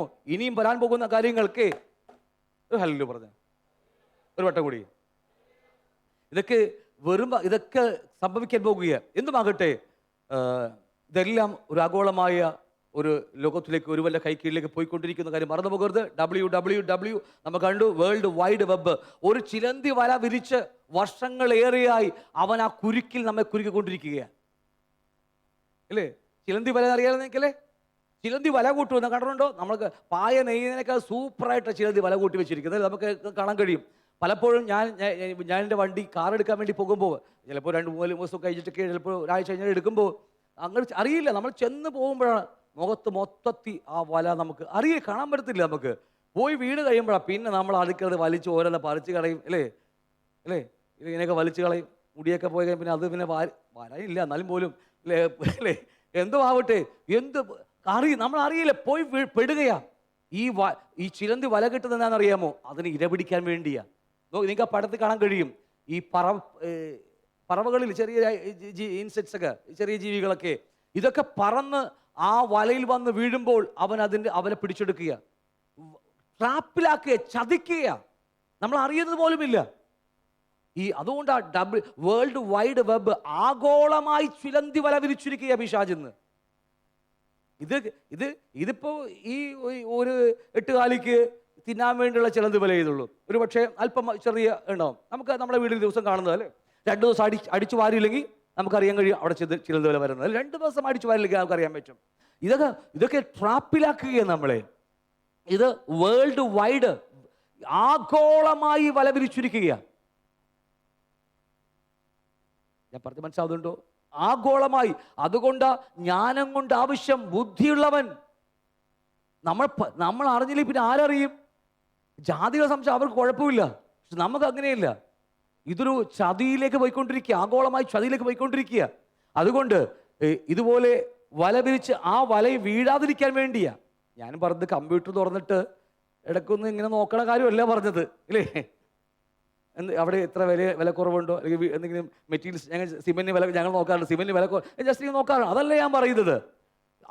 ഇതുപോലെ ഈ ആധാർ കാർഡ് വന്ന പോലെയും അല്ലെങ്കിൽ മറ്റെന്തെങ്കിലും വന്ന പോലെ വല വിരിച്ച് നമ്മൾ അതിൽ പെടാതിരിക്കാൻ വേണ്ടി സൂക്ഷിക്കേണ്ട ഉത്തരവാദിത്വമുണ്ട്. നിങ്ങൾക്ക് പറഞ്ഞ് മനസ്സിലാവുന്നുണ്ടോ? ഇതുപോലെ വലയിൽ വീട് കഴിഞ്ഞാൽ പിന്നെ ഉണ്ടല്ലോ, ഈ ഒരു പ്രാണിക്കും അവിടെ തിരിച്ചു വരാൻ കഴിയത്തില്ല. കാരണം അതിനകത്തൊരു സ്റ്റിക്കിങ്, ഒരു എന്താ പറയുക, ഒരു പശയുണ്ട് അതിനകത്ത്, ഒരു ഗമ്മ് പോലെയായിരിക്കും. പോയി പെട്ട് കഴിഞ്ഞാൽ അവിടെ ഇട്ട് കൈയും കാലും അടിക്കാന്നല്ലാതെ. അതുകൊണ്ടാണ് അതിനകത്തൊരു വാക്യം വായിച്ചിട്ട് നമ്മൾ, ചിപ്പേറ്റാൽ അവർക്ക് രാവും പകലും സ്വസ്ഥതയുണ്ടാകത്തില്ല, കാരണം വലയിൽ വീണുപോയി. ഇനി അവിടുന്ന് പുറത്തു വരാൻ കഴിയില്ല, വീണുപോയി. ഇത് ഏറ്റു കഴിഞ്ഞാൽ അല്ലേ? ഇവിടെയോ ചിപ്പേറ്റ് കഴിഞ്ഞാൽ ഈ ശരീരം എതിർക്രിസ്തുവിന്റെ മന്ദിരമായി മാറി. ഇപ്പോൾ ഇത് എതിർക്രിസ്തുവിന്റെ അല്ല, ഇത് ദൈവത്തിന്റെ മന്ദിരമാണ്. ദൈവത്തിന്റെ മുദ്രയേറ്റത് എഫെസ്യർ 1-ാം അധ്യായത്തിലെ നാം കർത്താവിന്റെ പരിശുദ്ധാത്മാവിന്റെ മുദ്രയുള്ളത് കൊണ്ടാ. പക്ഷേ ഈ ശരീരം അറിയാതെ പോയി നമ്മൾ അവന്റെ മുദ്രയേറ്റാൽ, ഞാൻ പറഞ്ഞ മനസ്സിലാവുന്നുണ്ടോ? ഇന്ന് പരിശുദ്ധാത്മാവിന്റെ മുദ്ര നമുക്ക് അകത്തുണ്ട്. ദൈവത്തിന്റെ മന്ദിരമാണിത്. മനസ്സിലാവുന്നുണ്ടോ? ഇനി നമ്മുടെ ശരീരം അവന്റെ ചിപ്പേൽക്കുവാൻ ഏൽപ്പിച്ചു കൊടുത്താൽ ശരീരത്തിൽ എന്തെങ്കിലും കുത്തിയാ, അതുകൊണ്ട് ആ പച്ച കുത്തരുത്, ടാറ്റു കുത്തരുതൊക്കെ പറയാറില്ലേ? കുട്ടികളോടുള്ള ദേഷ്യം കൊണ്ടല്ല പറയുന്നത്. ദേഷ്യം കൊണ്ടല്ല. നമുക്ക് എന്തുകൊണ്ടെന്നറിയാമോ? ശരീരം മറ്റൊരു അവകാശം പറയുക. നമ്മളിത് ചെയ്യുമ്പോൾ ഒരുപക്ഷെ ഇത് കുഴപ്പമില്ല, ചിപ്പ് കുറച്ച് കഴിയുമ്പോൾ അത് മാറിപ്പോവും പച്ച കുത്തുമ്പോൾ. പക്ഷേ അറിയാതെ ഈ 666 ചിപ്പ് മുദ്ര നമ്മുടെ അകത്തേക്ക് വീഴാനിടയുണ്ട്. ഇന്ന് നമ്മൾ പച്ച കുത്താതെ ശരീരം സൂക്ഷിക്കുന്നുവെങ്കിൽ നമ്മൾ അതും ചെയ്യാതിരിക്കാൻ സൂക്ഷിക്കും നമ്മൾ. ഞാൻ പറഞ്ഞ മനസ്സിലാവുന്നുണ്ടോ? ഇല്ലെങ്കിലുണ്ടല്ലോ, ഇപ്പോൾ ആധാർ കാർഡ് വന്നു, പെന്തക്കോസുകാരൊക്കെ പോയി ഓടിയെടുത്തു, എല്ലാവർക്കും പോയി. കാരണം 1 രൂപ കരി കിട്ടും തമിഴ്നാട്ടിലൊക്കെ. നമുക്കിവിടെ ഇവിടെയൊക്കെ ഉണ്ടെന്നോ എനിക്കറിയത്തില്ല. ഉണ്ടെന്നോ ദേവി ഇവിടെ 2 രൂപ എന്തുവാകട്ടെ, എന്തുവാകട്ടെ അല്ലേ? തമിഴിലൊക്കെ 1 രൂപയേ ഉള്ളൂ. കാരണം ജനങ്ങൾ മുഴുവനും പോയി എടുത്തു. കാരണം ആധാർ കാർഡ് എടുത്താൽ അവർക്ക് ഈ ജയലളിത അമ്മ ഉണ്ടായിരുന്ന സമയത്ത് പെൺകുട്ടികൾക്ക് സ്കൂട്ടർ മേടിക്കാൻ വരെ 25,000-30,000 വരെ പൈസ കൊടുത്തിട്ടുണ്ട്. കമ്പ്യൂട്ടർ, എന്തൊക്കെയാ, സൈക്കിള്, മിക്സി, ഈ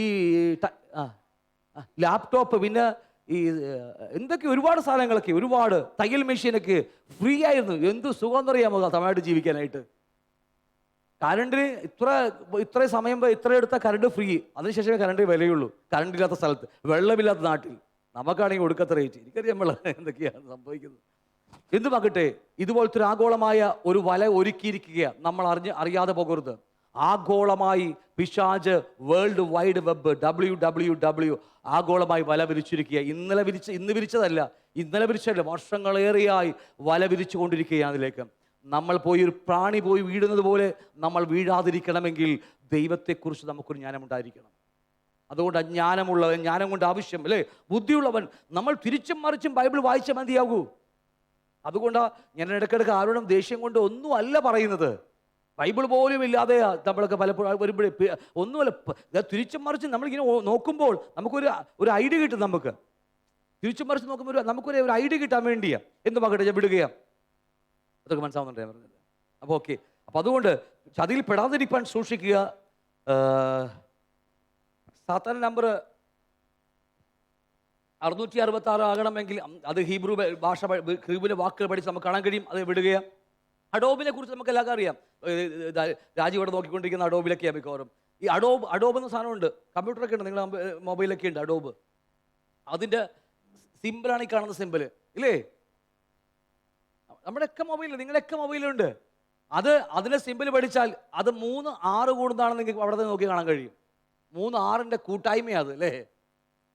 അഡോബിയെ, ക്രോമിൻ്റെയും അഡോബിൻ്റെയൊക്കെ ഒക്കെ പഠിച്ചു നോക്കിയാൽ എല്ലാം ഒന്നിലേക്ക് ഒന്ന് പോവുകയാണ്. എല്ലാം 666. എത്ര മനസ്സിലാവുന്നുണ്ടോ? അതുകൊണ്ട് ഈ ചിപ്പേറ്റാൽ, ഞാൻ പറഞ്ഞത് ഈ 18 വരകളുള്ള അക്കങ്ങളുള്ള ഈ ചിപ്പ് നമ്മുടെ ശരീരത്തിലേറ്റാൽ, കാരണം ഓൾറെഡി നമുക്കൊരു മുദ്രയുണ്ട്. പരിശുദ്ധാത്മാവ് എന്ന് പറയുന്ന ഒരു മുദ്ര ദൈവം നമ്മളെ ഏൽപ്പിച്ചിട്ടുണ്ട്. ആ മുദ്രയുടെ വില നമുക്കറിയാത്തത് കൊണ്ടാണ് പലപ്പോഴും. നമ്മൾ അറിയണം, ദൈവം നമ്മളെ ഈ ലോകത്ത് നിന്ന് വിളിച്ച് വേർതിരിച്ച് പുത്രന് ജീവനെ കൊടുത്ത് വില കൊടുത്ത് നമ്മളെ വിളിച്ച് ലോകത്ത് നിന്ന് വേർതിരിച്ച് മാറ്റിട്ട് നമ്മുടെ മേലൊരു സീൽ വെച്ചിട്ടുണ്ട്, ഒരു മുദ്ര ഏൽപ്പിച്ചിട്ടുണ്ട് ദൈവം നമ്മളെ. ആണോ? യെസ്, മുദ്രയുണ്ട്. ആ മുദ്ര നമുക്ക്, ഞാൻ എപ്പോഴും അടുത്തുള്ളതിനെ കുറിച്ച് അത്രമാത്രം പ്രാധാന്യമുണ്ട് ആ മുദ്രയ്ക്ക്. നമ്മൾ ശ്രദ്ധിക്കാത്തതുകൊണ്ടാ പറഞ്ഞ. ഇന്ന് അനേകർക്കും ആ മുദ്ര ഉണ്ടോന്ന് പോലും സംശയമാണ് പലപ്പോഴും നമുക്ക്, അല്ലേ? പക്ഷെ അതിന് വില നിങ്ങൾക്ക് അറിയാത്തത് കൊണ്ടാ. ആ മുദ്ര വില അറിയണമെങ്കിലേ ഈ ചിപ്പൊന്ന് എടുത്തു നോക്കുക, അപ്പം അറിയാം അതിൻ്റെ വില.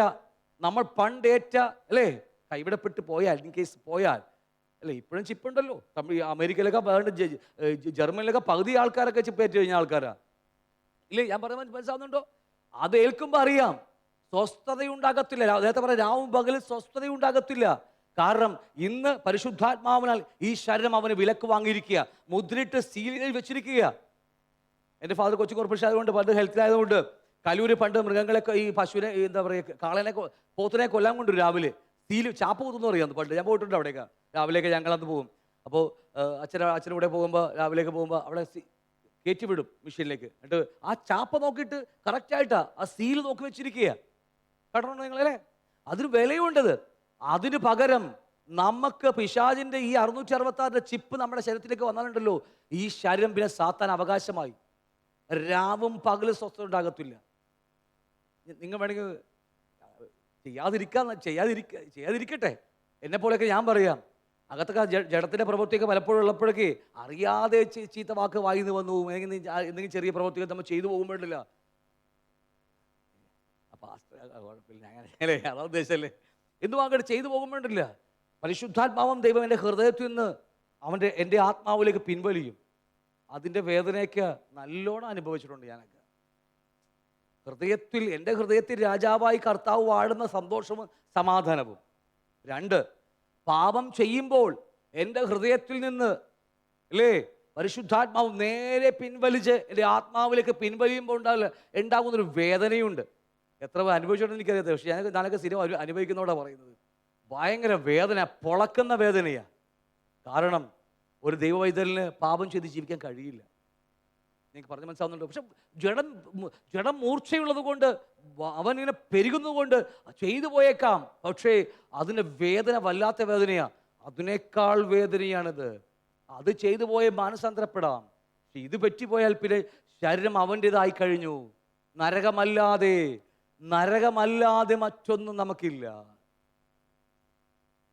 ആ ശരീരത്തിലേക്ക് ചിപ്പേറ്റാൽ, ഞാൻ ഈ പടമൊക്കെ ഇട്ടത് നിങ്ങളുടെ ഉറക്കത്തിൽ നിങ്ങളെ ഞെട്ടിപ്പിക്കാൻ വേണ്ടിയല്ല, രാത്രി അയ്യോ പേടിക്കാൻ വേണ്ടിയല്ല, ഇതൊക്കെ ഒന്ന് ഓർക്കാൻ വേണ്ടിയിട്ടതാ. മനസ്സിലാവുന്നുണ്ടോ? നരകമല്ലാതെ മറ്റൊന്ന്. കാരണം ഈ ഒന്നില്ലെങ്കിൽ പരിശുദ്ധാത്മാവൻ ദൈവം ശരീരത്തിൽ വസിക്കണം. 2 പിശാചിന്. രണ്ടും 2 വ്യത്യസ്തമായ സ്ഥലങ്ങളാണ്. ഒന്ന് നരകം, ഒന്ന് സ്വർഗം. ഇതൊക്കെ മനസ്സിലാവുന്നുണ്ട് ഞാൻ പറഞ്ഞു വരുന്നത്. ഇത്രയും ആടട്ടെ കിടന്നിട്ടേ, ഇത്രയും കിടന്ന് ആടട്ടെ. വേറെ വഴി നമ്മൾ അല്ല. പലപ്പോഴും ഞാൻ ഒരുപാട് എല്ലായിടത്ത് പോകുമ്പോഴേ ജനങ്ങളൊക്കെ വഷളന്മാരായിരിക്കുക. ആത്മീയ ഗോളം വഷളന്മാരായിരിക്കുക. പഴയ നിയമത്തെ പ്രവാചക പുസ്തകം പഠിക്കുമ്പോൾ നമുക്ക് പഠിക്കുന്ന ഈ ഒരു വാക്കാ വഷളന്മാർ. ഞാൻ എത്രയോ സഭകളൊക്കെ പോകുമ്പോൾ ജനങ്ങളൊക്കെ വഷളന്മാരായിരിക്കുക. ഒന്നിനെക്കുറിച്ച് ചിന്തയില്ല, ദൈവത്തെക്കുറിച്ചോ ദൈവരാജ്യത്തെക്കുറിച്ചോ ദൈവത്തിൻ്റെ മനസ്സ് ഒന്നുമില്ല. എന്തെങ്കിലും അഭ്യാസം കാണിച്ച് പോകുന്നതല്ലാതെ അത്രയും വഷളന്മാരായിരിക്കുന്ന കാലഘട്ടമാണ് നമ്മുടെ ഈ കാലഘട്ടം. എനിക്ക് പറഞ്ഞ് മനസ്സിലാവുന്നുണ്ടോ? എന്ന് പാകട്ടെ. അതുകൊണ്ട് ശരീരത്തിന്മേൽ ചിപ്പേക്കാതിരിക്കുവാൻ ഇത് നിങ്ങളുടെ മനസ്സിലിരിക്കട്ടെ. ഇത് വെച്ചിട്ട് ഞാൻ അടുത്ത ക്ലാസ്സിലേക്ക് വരും. ഇന്നല്ലെങ്കിൽ അടുത്ത ആഴ്ച നമുക്ക് പഠിക്കാൻ പറ്റും. കർത്താവിൻ്റെ വരവിൽ ഒരു ചെറിയ ശേഷിപ്പേ കർത്താവിൻ്റെ വരവിൽ പോകത്തുള്ളൂ. നമുക്കറിയാലോ, അവനോട് പറ്റിച്ചേർന്ന് നിൽക്കുന്ന അവൻ്റെ ഒരു ഒരു അമ്മയുടെ മാറിൽ ഒരു കുഞ്ഞിരിക്കുന്നത് പോലെ, അല്ലെങ്കിൽ ഒരു പടയാളിയുടെ അരക്കച്ചയിൽ അല്ലേ അരയിൽ അരക്കച്ച ചേർന്നിരിക്കുന്നത് പോലെ പറ്റിച്ചേർന്ന് ജീവിക്കുന്നവർ മാത്രമേ കർത്താവിൻ്റെ വരവിൽ പോകത്തുള്ളൂ. ജയാളികൾ എന്ന് പറയും, അല്ലെങ്കിൽ മണവാട്ടി എന്നൊക്കെ പറയും. അതല്ലാതെ ഒരു വലിയ പുരുഷാരം കൈവിടപ്പെടാൻ പോവുകയാണ്. അത് നടന്ന് അല്പം ഞാൻ പിന്നീട് സംസാരിച്ചോളാം. ഇപ്പോഴല്ല, എന്നോട് സംസാരിച്ചോളാം. ഒരു വലിയ പുരുഷാരം നമ്മൾ ഈ കാണുന്ന കൂട്ടൊന്നും ഉണ്ടാകത്തില്ല. നിങ്ങൾ ഞാൻ ക്ലാസ് താഴെ എടുത്തിട്ടുണ്ട്, മുകളിൽ എടുത്തൊന്നും എനിക്കറിയത്തില്ല. 80% വിശ്വാസികളും നരകത്തിലേക്കെന്ന് കർത്താവ് പഠിപ്പിച്ചിട്ടുണ്ട്. അല്ലേ? എത്ര കേട്ടിട്ടുണ്ട് ഞാൻ ഇവിടെ എടുത്തത്?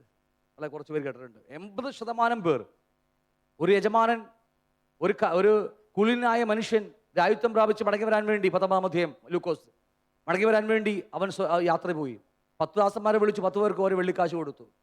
അതിൽ ഒരുത്തൻ കൊണ്ട് കുഴിച്ചിട്ടു. ബാക്കി 7 പേർ പറഞ്ഞു, നീ ഞങ്ങൾക്ക് രാജാവായിരിക്കുന്നത് ഞങ്ങൾക്ക് സമ്മതമല്ല. 8 പേർ. ബാക്കി 2 പേർ ഒന്നുകൊണ്ട് 10 നേടി, ഒന്നുകൊണ്ട് 5 നേടി. 8 പേർ, ഏതാണ്ട് 80% ജനങ്ങളാ കർത്താവ് ഞങ്ങൾക്ക് രാജാവായിരിക്കുന്നത് സമ്മതമല്ലെന്ന് പറഞ്ഞ കൂട്ടർ.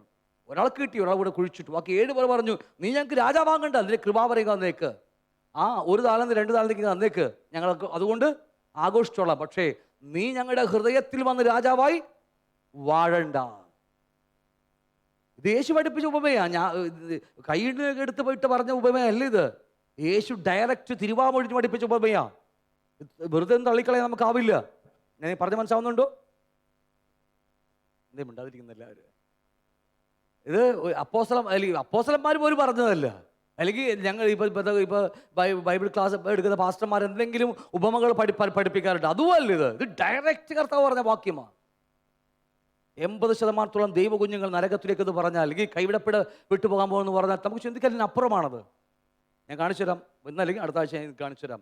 അപ്പം അതുകൊണ്ട് എന്ത് പറയട്ടെ, ചിപ്പ് ഏൽക്കാതെ ഇരിക്കുക എന്നുള്ളൊരു ചിലക്ക് ചിപ്പിനെ കുറിച്ചുള്ള ഒരു കാലഘട്ടം വരാൻ പോകുന്നു എന്ന് മറന്നു പോകരുത്. ഇനി മുദ്രയേറ്റാൽ എന്തു സംഭവിക്കും എന്നതിനെക്കുറിച്ച് നമുക്ക് ചിന്തിക്കാം. ഇതിനെക്കുറിച്ച് അല്പം ഞാൻ എവിടെയോ സംസാരിച്ചിട്ടുണ്ട്. ഇതിനെക്കുറിച്ച് ഇവിടെയാണോ വേറെ എവിടെയാണെന്ന് എനിക്കറിയത്തില്ല. ഈ മുദ്രയേറ്റാൽ നമുക്ക് എന്തു സംഭവിക്കും? നമ്മൾ ക്ലാസ്സിലേക്ക് വന്നിട്ടില്ല. ആ 7 വർഷ പീഡനകാലത്തെക്കുറിച്ച് ക്ലാസ് എടുത്തിട്ടില്ല. ഇത് അവിടെ നടക്കാൻ പോകുന്ന കാര്യങ്ങളെക്കുറിച്ച് മാത്രം പറഞ്ഞു പോകുകയാണ് കേട്ടോ. 7 വർഷത്തെക്കുറിച്ച് നമ്മളൊന്നും തൊട്ടിട്ട് പോലുമില്ല. കാരണം ആദ്യത്തെ 3.5 വർഷം എന്തായിരിക്കും, രണ്ടാമത്തെ 3.5 വർഷം എന്തായിരിക്കും എന്ന് പഠിപ്പിച്ചിട്ടില്ല. നമ്മളിപ്പോൾ അവിടെ നടക്കാൻ പോകുന്ന കാര്യങ്ങളെക്കുറിച്ച് മാത്രം പറയുക. ഇവിടെ 3 കാര്യങ്ങളാണ്. നമ്മൾ ഈ മുദ്രയേറ്റാൽ 3 കാര്യങ്ങൾ സംഭവിക്കും. 1, നരകത്തിൽ ഗന്ധകത്തിൽ ദണ്ഡനം അനുഭവിക്കും. 2, ഭൂമിയിൽ വെച്ച് ശരീരത്തിൽ കഷ്ടം അനുഭവിക്കും. കാരണം ഈ ശരീരത്തിലാണല്ലോ ചിപ്പേറ്റത്. 3, രാവും പകലും സ്വസ്ഥത ഉണ്ടാകുകയില്ല. നമുക്കൊന്ന് ചിന്തിക്കാം, വേഗത്തിൽ ഓടിച്ചു വിടാം. നരകത്തിൽ അഗ്നിഗന്ധകത്തിൽ, ഈ നരകത്തെക്കുറിച്ചൊക്കെ പഠിക്കുമ്പോൾ അവിടെ ഗന്ധകം കത്തുന്ന തീപ്പൊയ്ക അതൊക്കെ പഠിപ്പിക്കുന്നത് അല്ലെ? തീപ്പൊയ്കകളാ, ഒരു കടലാ, തീ കൊണ്ടുള്ള കടലുകൾ. അതിനെ മൂർച്ച കൂട്ടാൻ വേണ്ടി ഗന്ധകം കത്തിക്കുക. ഞങ്ങൾ എരൂരുകാർക്കൊക്കെ പെട്ടെന്ന് പറഞ്ഞാൽ മനസ്സിലാവും, അല്ലെങ്കിൽ തൈക്കുടംകാർക്കും മനസ്സിലാവും പെട്ടെന്ന്. കാരണം എല്ലാ ദിവസവും രാവിലെ ഞങ്ങളുടെ മുമ്പിൽ കൂടിയല്ലേ ഈ ഷിപ്പ് എന്നല്ല പറയുന്ന ബാർജിൽ ഈ എന്താ ഗന്ധം പോയിക്കൊണ്ടിരിക്കുന്നത്, സൾഫർ എന്നാണെന്നുള്ള പിന്നീട് പഠിക്കാം. അപ്പോൾ ആ നരകത്തിൽ ഈ സൾഫർ, ഈ ഗന്ധകം കത്തിക്കുക ദൈവം, അതെന്താണെന്നുള്ള പിന്നീട് കാര്യം പഠിക്കാം നമുക്ക്. എന്തുമാവട്ടെ, നരകത്തിൽ അഗ്നിഗന്ധകത്തിൽ ദണ്ഡനം അനുഭവിക്കും. വെളിപ്പാട് പുസ്തകം 14-ാം അധ്യായം 9-10 വാക്യങ്ങൾ. 3ാമത് വേറൊരു ദൂതൻ അവരുടെ പിന്നാലെ വന്നു അത്യുച്ചത്തിൽ പറഞ്ഞത്, മൃഗത്തെയും അതിൻ്റെ പ്രതിമയെയും നമസ്കരിച്ച്, എന്ന് പറഞ്ഞാൽ ചിപ്പേറ്റവർ, നെറ്റിയിലോ കൈമേലോ മുദ്രയേൽക്കുന്നവർ, ദൈവകോപത്തിന്റെ പാത്രത്തിൽ കലർപ്പില്ലാതെ പകർന്നിരിക്കുന്ന ദൈവ ക്രോധ മദ്യം കുടിക്കേണ്ടി വരും. വിശുദ്ധ ദൂതന്മാർക്കും കുഞ്ഞാടിന് മുമ്പാകെ അഗ്നിഗന്ധകത്തിൽ ദണ്ഡനം അനുഭവിക്കേണ്ടി വരും. അപ്പോൾ ഈ മുദ്ര, ഈ നെറ്റിയിലോ കയ്യിന്മേലോ മുദ്രയേൽക്കുന്നവർ ദൈവകോപത്തിന്റെ പാത്രത്തിൽ കലർപ്പില്ലാതെ പകർന്നിരിക്കുന്ന ദൈവക്രോധമദ്യം കുടിക്കേണ്ടി വരും. എവിടെയാ? അഗ്നിഗന്ധകത്തിൽ ദണ്ഡനം അനുഭവിച്ചുകൊണ്ട്. മനസ്സിലാവുന്നുണ്ടോ? അപ്പോൾ ശരീരത്തിൽ ചിപ്പേറ്റാൽ ഈ 7 വർഷത്തെ പീഡനകാലത്തിൽ, അല്ലെങ്കിൽ എതിർക്രിസ്തുവിന്റെ വാഴ്ചയുടെ കാലഘട്ടത്തിൽ ശരീരത്തിൽ ആരേറ്റാലും, ഇനി കൈവിടപ്പെട്ടു പോയ വിശ്വാസിയാണെങ്കിലും, മനസ്സിലാവുന്നുണ്ടോ, അവൻ ഏറ്റാൽ അവന് സ്വർഗമല്ല, നരകത്തിൽ കുഞ്ഞാടിന്റെയും വിശുദ്ധ ദൂതന്മാരുടെയും മുമ്പാകെ അഗ്നിഗന്ധകത്തിൽ ദണ്ഡനം അനുഭവിക്കേണ്ടി വരും. വേറെ വ്യാഖ്യാനം ആവശ്യമില്ലല്ലോ, ഒരു വ്യാഖ്യാനം ആവശ്യമില്ല. ഇവിടെ ഡയറക്റ്റ് കർത്താവ് പറഞ്ഞിരിക്കുന്ന വാക്യങ്ങളാണ്. മനസ്സിലാവുന്നുണ്ടോ? ഹല്ലേലൂയ. ഈ മുദ്ര വളരെ, അതുകൊണ്ട് ഈ 9-ാം വാക്യത്തിൽ പറയുന്നു, നമസ്കരിച്ച് നെറ്റിയിലോ കൈമേലോ മുദ്ര ഏൽക്കുന്നവൻ, അല്ലേ? മുദ്ര മാർക്കലേ, അല്ലെ? ആ മുദ്ര ഏൽക്കുന്നവനും. ഞാൻ എപ്പോഴും പറയുന്ന കാര്യം ഇവിടെ പറഞ്ഞു കാണുമെന്ന് വിചാരിക്കുന്നുണ്ട്. ഞങ്ങളൊക്കെ ഈ നിലമ്പൂർ തേക്ക് മേടിക്കാൻ വേണ്ടിക്ക് ഇപ്പോൾ ഈയിടക്ക് നമ്മുടെ തഗ്ഗുബ്രദറിൻ്റെയൊക്കെ ആണെങ്കിലും അവരുടെ കൂട്ടരുടെയൊക്കെ വീട് പണി ഞാനാണ് പണിതത്. അപ്പോൾ അവരൊക്കെ ഫുൾ തേക്കിലാണ് പണിതത്. ഈ ലോകത്തിൽ എവിടെയൊക്കെ നല്ല തേക്ക് കിട്ടുമോ അവിടെയൊക്കെ പോയി വാങ്ങും, എന്നെയും കൊണ്ടുപോകും. അപ്പോൾ ഏറ്റവും കൂടുതൽ നിലമ്പൂർ തേക്കിന് വേണ്ടി ഞങ്ങളൊരു പലപ്പോഴും പോകാറുണ്ട്. അപ്പോൾ അവിടെ പോകുമ്പോൾ ലോകത്ത് ഏറ്റവും അധികം നല്ല തേക്ക് അവിടെയുള്ളത്. ഇതുപോലെ കാട്ടിൽ വെട്ടി, അല്ലെങ്കിൽ അവരുടെ അവിടെ നിന്ന് കാട്ടിൽ നിന്ന് വെട്ടി ആ തേക്ക് റോട്ടിൽ ഇതുപോലെ വഴിയോരത്തിൽ കൊണ്ട് വെട്ടിയിട്ടിരിക്കുക. നല്ല കടുപ്പമുള്ള തേക്കാണ്. നല്ല അറിയാം, ഓരോ കീറി പലക മുറിച്ചാൽ നമുക്ക് കൊതിയാവുന്നു. അത്ര മനോഹരമായ തേക്കുകളാണ്. ഭയങ്കര റേറ്റാ, എന്തുവാക്കട്ടെ. അപ്പോൾ ആ തടി വെട്ടിയിട്ട് കാട്ടിലല്ല അവരവരെ വെട്ടിയിട്ട് എന്താ പറയണത്, കൂപ്പിന്ന് വെട്ടിയിട്ട്, ചില വാക്ക് കിട്ടത്തില്ല, കൂപ്പിന്ന് വെട്ടിയിട്ട് ഗവൺമെന്റ് അവർ റോട്ടിൽ കൊണ്ട് വെച്ചിരിക്കുക. എന്നിട്ട് ലേലം വിളിക്കും, എല്ലാ മാസവും അല്ലെങ്കിൽ എല്ലാ ദിവസവും ലേലം വിളിക്കും. അവരൊരു പണി ചെയ്യും, അവര് വെട്ടിയിട്ടിരിക്കുക. എന്നിട്ട് അതുമേൽ ഒരു തൊലി ഇങ്ങനെ ചെത്തിക്കളഞ്ഞിട്ട് അതുമേൽ സാ ത എന്ന് എഴുതി വെച്ചിരിക്കും. ഞാൻ ഇവിടെ പണ്ട് പറഞ്ഞിട്ടുണ്ട് ഇവിടെ സദാ എന്ന്, സാ ത എന്ന് പറഞ്ഞ് അതുമേൽ ആ മരത്തിന്മേൽ തൊലി കളഞ്ഞിട്ട് അതുമേൽ പെയിന്റ് ഒഴിച്ച് എഴുതി വെച്ചിരിക്കും. അല്ലെങ്കിൽ ഉളി കൊണ്ട് ചിപ്പ് ചെയ്ത് വെക്കാറുണ്ട്, അവർ ഇങ്ങനെ വരഞ്ഞും വെക്കാറുണ്ട്. എന്തുമാകട്ടെ, ഈ സാ ത എന്ന് പറഞ്ഞ മുദ്ര കണ്ടാൽ എത്ര വലിയ കള്ളനാണെങ്കിലും, നിലമ്പൂരത്ത എത്ര കൊടിയ കള്ളനാണെങ്കിലും അല്ലേ, അവൻ അത് കണ്ട കൈകാലും മറക്കും. ഇപ്പോൾ ഞാൻ എക്സാമ്പിൾ പറഞ്ഞാൽ, ഇപ്പോൾ ഇല്ല, BSNLിൻ്റെയൊക്കെ പോസ്റ്റ് ഉണ്ട്, BSNLിൻ്റെ പോസ്റ്റുകൾ പണ്ടുണ്ടായിരുന്നു. ഇപ്പോൾ പിന്നെ BSNL ഫോണിൽ അതുകൊണ്ട് കുഴപ്പമില്ല. ഈ പോസ്റ്റൊക്കെ ചില കള്ളന്മാർ ആർത്തുകൊണ്ട് പോകാറുണ്ട് അല്ലേ, കൊണ്ട് ഇവർ ഈ ആക്രിക്കാർക്ക് വിൽക്കാറുണ്ട്. അത് കണ്ട പോലീസ് പിടിച്ച എന്ത് ഫയന്നറിയാമോ, എത്ര നാൾ ജയിലിൽ കിടക്കേണ്ടി വരുന്നറിയാമോ? കാരണം സർക്കാരിൻ്റെ സാധനമാണ് അതൊക്കെ. അതുപോലെ തന്നെയാണ് ഈ സർക്കാരിൻ്റെ തടി വെട്ടി അവർ കൂപ്പിന്ന് വെട്ടി റോട്ടിലിട്ടിരിക്കുക. ഒരു കള്ളൻ വന്ന് ഒരു കഷണം പോലും തൊടാൻ പോലും വെക്കത്തില്ല. കാരണം പേടിയാ, കാരണം എംബ്ലമുണ്ട്, മുദ്ര കുത്തിരിക്കുക. സാദാ എന്ന് പറഞ്ഞാൽ സർക്കാർ തടി. ആ മുദ്ര കണ്ടാൽ ഒരു കള്ളന് വന്ന് തൊടത്തില്ല. എനിക്ക് വളരെ മനസ്സിലാവുന്നുണ്ടോ? അതുപോലെ തന്നെയാ ഇന്ന് എൻ്റെയും നിങ്ങളുടെയും അകത്ത് കർത്താവ് പരിശുദ്ധാത്മാവിനാൽ ഒരു മുദ്രയിട്ടിട്ടുണ്ട്.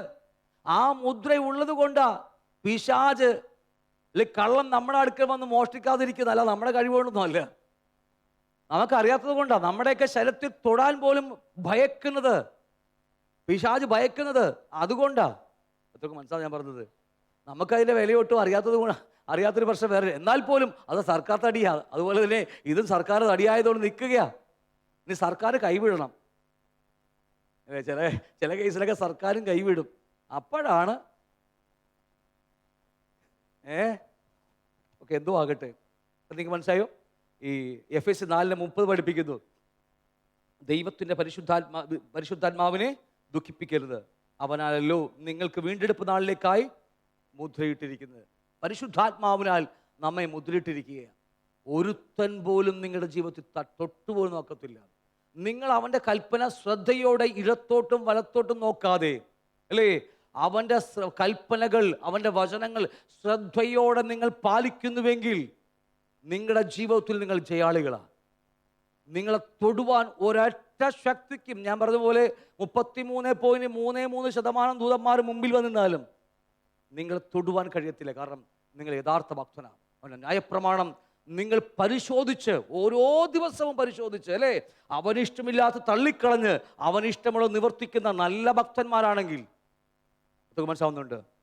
ഒരുത്തൻ പോലും ഈ ആയുസ് അനുഗ്രഹിക്കപ്പെടും. ഞാൻ പറഞ്ഞ പൈസ കിട്ടുന്ന കാര്യമില്ലോട്ടെ പറയുന്നത്. ദൈവം ഈ അനുഗ്രഹം എന്ന് പറഞ്ഞ് ഇപ്പോൾ ലോകത്തെയൊക്കെ കേട്ടിരിക്കുക അനുഗ്രഹം അല്ലേ. ചില പെന്തക്കോസ് ഇത്തിരി കൂടിയ പെന്തക്കോസുകാരാണെങ്കിൽ അല്ലേ, ഈ മൂത്ത് പോയാൽ അവർ പറയും ശാപമാണെന്നൊക്കെ പറയും ഇല്ല, അങ്ങനെ പറയുന്ന ആൾക്കാരുണ്ട് മൂത്ത്. ഇനി പുതിയ ജനറേഷൻകാരാണ്, പുതിയ പെന്തക്കോസുകാരാണെങ്കിൽ അനുഗ്രഹം വായിന്നതാ വരത്തുള്ളവർക്ക്. എന്തു പറഞ്ഞാലും അനുഗ്രഹം അല്ലേ. ഇത്തിരി വയസ്സായ IPC ചർച്ചക്കൂട് വയ്യേജിന് ഒത്തിരി വയസ്സായ ആൾക്കാർ പറയും നീ ഇങ്ങനെ പോയി ദൈവം നിന്നെ ശാപിക്കോട്ടാന്നൊക്കെ പറഞ്ഞു കളിയല്ലേ. സത്യത്തിൽ എന്തായി ശാപവും അനുഗ്രഹമൊക്കെ? പിന്നെ എപ്പോഴും ഞാൻ എടുത്തോളൂ അതിനെക്കുറിച്ച് ആഴമായിട്ട്. ഒറ്റ വാക്കിൽ പറഞ്ഞാൽ അല്ലേ, എപ്പോഴും ആൾക്കാർ ഫോൺ വിളിക്കാൻ പറയല്ലേ ദൈവം നിന്നെ അനുഗ്രഹിക്കാൻ പോകുന്നു. ഞാൻ സ്ഥലം കേൾക്കുന്ന അല്ലേ, എന്താ അനുഗ്രഹവും ശാപവും? ഇതെല്ലാം മൗനമായിട്ടിരിക്കുന്നത്. എന്താ അനുഗ്രഹം? എന്താ? ദൈവം നമ്മുടെ കൂടെയുണ്ട്, നമ്മുടെ കൂടെ വസിക്കുകയാ. ശാപം എന്താ? പിശാച് നമ്മുടെ കൂടെ വസിക്കുന്നു, അല്ലെങ്കിൽ പിശാചിന് ഇഷ്ടമുള്ള കാര്യങ്ങൾ നമ്മുടെ ഉള്ളിലുണ്ട്. അതല്ലെങ്കിൽ ദൈവത്തിന് ഇഷ്ടമില്ലാത്തത്, അല്ലെങ്കിൽ പിശാചിന് ഇഷ്ടമുള്ളത് നമ്മുടെ ഹൃദയത്തിൽ ഇരിക്കുമ്പോൾ അത് ശാപമായി. അല്ലെങ്കിൽ അശുദ്ധാത്മാവിൻ്റെ സാന്നിധ്യമാണ് ശാപം. മനസ്സിലാവുന്നുണ്ടോ? ദൈവത്തിൻ്റെ സാന്നിധ്യം ആത്മാവിലല്ല, ഹൃദയത്തിനകത്ത് ദേഹിയിൽ വന്ന് നിറയുന്നുവെങ്കിൽ അതിൻ്റെ പേര് അനുഗ്രഹം. അതിനേക്കാൾ വലിയ അനുഗ്രഹം നമുക്ക് വേണോ? പറ നിങ്ങൾ. വീടിനേക്കാളും കാറിനേക്കാളും അല്ലെ, നമ്മുടെ വസ്തുവകളെക്കാളും എല്ലാത്തിനേക്കാൾ അപ്പുറമാണ് എൻ്റെ കർത്താവിൻ്റെ ഹൃദയത്തിൽ വന്ന് എന്നെ നിയന്ത്രിക്കുന്നു, അല്ലെങ്കിൽ ദൈവരാജ്യം എൻ്റെ ഹൃദയത്തിൽ വരുക എന്നുള്ളത്. അതിൻ്റെയൊക്കെ അനുഭവിച്ചാലേ മറ്റൊക്കെ തള്ളിക്കളയാൻ പറ്റത്തുള്ളൂ. ഇല്ലെങ്കിൽ ഈ അതില്ലാത്തവരാ ബിസിനസ്സിൽ അവർക്ക് ഇത്തിരി കൂടി അല്ലേ എന്താ പറയുക ശ്രദ്ധ നോക്കുന്നത്. കാരണം അവർക്ക് മറ്റേ ഒരു സമാധാനമില്ല, സന്തോഷമില്ല. ഇതിൽ സന്തോഷിക്കുന്നവൻ ഒരിക്കലും പോലും ഒന്നിനും സന്തോഷിക്കാൻ പറ്റത്തില്ല അവർക്ക്. കാരണം അത്രയും വലിയ മഹാസന്തോഷമാണ്, അനുഗ്രഹമാണ് ദൈവം നമ്മുടെ ഹൃദയത്തിൽ, കർത്താവ് നമ്മുടെ ഹൃദയങ്ങളിൽ വന്ന് രാജാവായി വാഴുന്നത്. ദൈവരാജ്യം എന്ന് പറയുന്നതിനെ ഒറ്റവാക്കി പറഞ്ഞാൽ മനസ്സിലാവിടെ ഞാൻ പറഞ്ഞത് വിടുകയാ. അപ്പം അതുകൊണ്ട് ഈ മുദ്രയുള്ളത് കൊണ്ടാണ് നമ്മളൊക്കെ നിൽക്കുന്നത്. ആ മുദ്ര അത് പിശാചിന മുദ്രയെ നമ്മൾ ഏറ്റാൽ നമുക്ക് അഗ്നിഗന്ധകത്തിൽ ദണ്ഡനം അനുഭവിക്കേണ്ടി വരും. രണ്ടാമത്, ഭൂമിയിൽ വെച്ച് ശരീരത്തിൽ കഷ്ടം അനുഭവിക്കേണ്ടി വരും. രണ്ടാമത്തെ കാര്യം അല്ലേ, ഈ ചിപ്പ് ഏറ്റുപോയാൽ, ഈ 7 വർഷ പീഡനകാലത്ത് സംഭവിക്കാൻ പോകുന്ന കാര്യമാണ്. 7 വർഷം ചിപ്പ് ഏറ്റുപോയാൽ രണ്ടാമത്തെ കാര്യം, ഭൂമിയിൽ വെച്ച് ശരീരത്തിൽ കഷ്ടം അനുഭവിക്കേണ്ടി വരും. നമുക്ക് വായിക്കാൻ കഴിയും. വാക്യം വായിക്കുമ്പോൾ താഴേക്ക് കാണാൻ പറ്റും. ഓക്കെ, എന്തുമാകട്ടെ, ഇതുപോലെ ഈ ചിപ്പ് കയ്യിലകത്ത് കയറ്റുമ്പോൾ ഈ നമ്മുടെ ഞാൻ പറഞ്ഞു നെൽമണിയുടെ അത്ര മാത്രമുള്ള ചെറിയൊരു ചിപ്പാണത്. ഇത് നമ്മുടെ മൊബൈൽ എന്തെങ്ങനെ വർക്ക് ചെയ്യുന്ന അറിയാമോ? മൊബൈൽ വർക്ക് ചെയ്യുന്നത് ബാറ്ററി, ലിഥിയം. പണ്ട് ഊരിയിട്ടൊക്കെ കേൾക്കണം വലിയ ബാറ്ററി ഉണ്ടായിരുന്നു. അതല്ല, ഇപ്പം മാറി ലിഥിയം ബാറ്ററി. ഇപ്പം ലിഥിയം ബാറ്ററി എല്ലാവരും മൊബൈൽ ലിഥിയം ബാറ്ററിയാണ്. കാറിൽ വരെ ഇപ്പം ലിഥിയമായി എല്ലാം. അപ്പം എന്തുമാകട്ടെ, ആ ലിഥിയം ബാറ്ററിയിലാണ് നമ്മളൊക്കെ എല്ലാം വർക്ക് ചെയ്യുന്നുണ്ട്. എല്ലാ കാര്യങ്ങളും വർക്ക് ചെയ്യും ലിഥിയം ബാറ്ററിയിലാണ്. അതുപോലെ ആ നെൽമണ്ണിൻ്റെ അത്രമുള്ള ചിപ്പിനകത്ത് ഒരു ചെറിയ ഒരു ബാറ്ററി ഉണ്ട്, ലിഥിയം ബാറ്ററി ഉണ്ട്. ഓക്കെ, ഇപ്പം എടുക്കാം. ആ ലിഥിയം ബാറ്ററിയുള്ള ചിപ്പുകൾ നേരത്തെ വായിച്ചില്ലേ? ഒന്ന് ഇവിടെ ഈ തിരുനെറ്റിയിൽ മേലോ, മറ്റേത് കൈയുടെ അല്ലേ വലം കൈയിൽ മേലോ മുദ്രയേൽക്കുന്ന നമുക്ക് കാണാൻ കഴിയും. ഇന്ന് ലോകത്തിൽ ഇപ്പോൾ $1.5 ലക്ഷം മുടക്കി ശരീരത്തിൻ്റെ ഏത് ഭാഗത്ത് ഏറ്റവും കൂടുതൽ ടെമ്പറേച്ചർ ഉണ്ടാകുന്ന കണ്ടുപിടിച്ച് കഴിഞ്ഞു അല്ലേ? നമുക്കറിയാം, പേപ്പറിലൊക്കെ കഴിഞ്ഞ ആളുകൾ പേപ്പറിലൊക്കെ ഉണ്ടായതാണ്. ലോകത്തിൽ എന്തുകൊണ്ടാണ് ചിപ്പ് ഇവിടെ ഏൽക്കണമെന്ന് പറയാൻ കാരണം, ഏറ്റവും അധികം ടെമ്പറേച്ചർ ഉള്ളത് ഈ 2 ഭാഗത്താണ്. ഒന്ന് വെയിൽ, എനിക്ക് മുടിയാത്തോട് കുഴപ്പമില്ല, ഇവിടെയൊക്കെ തിരുനെറ്റിയിൽ ഏറ്റാൽ ഇവിടെ വെയിലടിക്കുമ്പോൾ ടെമ്പറേച്ചർ കൂടി, ഫോർഹെഡ് എന്നൊക്കെയാണ് പറയുന്നത് അല്ലേ, ടെമ്പറേച്ചർ കൂടി ഈ ബാറ്ററി ആ ചൂടിൽ വർക്ക് ചെയ്യും. നിങ്ങൾ പറയാൻ മനസ്സിലാവുന്നുണ്ടോ? ഇവിടെ രണ്ടാമത് ഈ ഗ്യാപ്പിലാണ് വെക്കാൻ പോകുന്നത് ചിപ്പ്. കാരണം ഏറ്റവും കൂടുതൽ വർക്ക് ചെയ്യുന്ന കാര്യം ഇതാ. അറ്റ്ലീസ്റ്റ് ഒരു 2 മണിക്കൂറെങ്കിലും ഇതിനു വേണ്ടി മാത്രം നമ്മുടെ കൈ വർക്ക് ചെയ്യും അല്ലേ? അപ്പോൾ നല്ല വർക്കിങ്ങാ. അപ്പോൾ അതുകൊണ്ട് അല്ലേ, ഉറങ്ങാതിരിക്കാൻ വേണ്ടി പറഞ്ഞതാ, കണ്ണൊക്കെ അടഞ്ഞു പോകുന്നു. എന്ത് പറയട്ടെ, ഈ വർക്കിംഗ് ഇതുകൊണ്ടാണ് ചിപ്പ് ഇവിടെ വെക്കാൻ പറഞ്ഞതല്ലേ. അതുകൊണ്ട് ഇവിടെ വെക്കുക ചിപ്പ്, പെട്ടെന്ന് ബാറ്ററി ചൂട് കൊണ്ട് വർക്ക് ചെയ്യാനിടയുണ്ട്. അങ്ങനെയാണ് ഈ ചെറിയ ബാറ്ററി വർക്ക് ചെയ്യുന്നത്. അല്ലാതെ വൈകിട്ട് വീട്ടിൽ പോയിട്ട് പ്ലഗ് എടുത്ത് കുത്തിയിട്ട് അങ്ങനത്തെ പരിപാടിയല്ല. ഈ മൊബൈൽ കൊണ്ട് കുത്തിയിട്ട് നമ്മൾ ഇപ്പോൾ ചൂടാക്കുക എന്താ പറയുക, ബാറ്ററി ചാർജ് ചെയ്യില്ല, ആ പരിപാടിയല്ല. ഇത് ഓട്ടോമാറ്റിക്കായിട്ട് ഈ ടെമ്പറേച്ചർ കൂടി വർക്ക് ചെയ്യുന്ന പരിപാടിയാണിത് എല്ലാം. അപ്പോൾ എന്തുമാകട്ടെ, എന്തുവാണെങ്കിൽ 13-ാം അധ്യായം വെളിപ്പാട് 13:16 പറയുന്നു, അത് ചെറിയവരും വലിയവരും സമ്പന്നന്മാരും ദരിദ്രന്മാരും സ്വതന്ത്രന്മാരും ദാസന്മാരുമായ എല്ലാവർക്കും വലം കൈയിൽ മേൽ നെറ്റിയിലോ മുദ്ര കിട്ടുമാർ. അപ്പോൾ ഇത് കയ്യിൽ ഇവിടെയാണ് മുദ്ര ഏൽക്കുന്നത്. കാരണം ടെമ്പറേച്ചർ കൂടുതലുള്ള ഭാഗം അതാണ്. അപ്പം അതുകൊണ്ട് ആ ചെറിയ ചിപ്പിനകത്ത്, നാനോ ടെക്നോളജി വെച്ചാൽ ആ വെറി ചിപ്പ് എന്നൊക്കെയാണ് പറയുന്നതിന്, ആ ചിപ്പിനകത്ത് ഒരു ചെറിയ ലിഥിയം ബാറ്ററി ഉണ്ട്. മനസ്സിലാവുന്നുണ്ടോ? ഞാൻ വേഗം നിർത്തിക്കൊള്ളാം, കുഴപ്പമില്ല. ചെറിയ ലിഥിയം ബാറ്ററി ഉണ്ട്. ആ ലിഥിയം ബാറ്ററി ഒരു പ്രശ്നമുണ്ട്.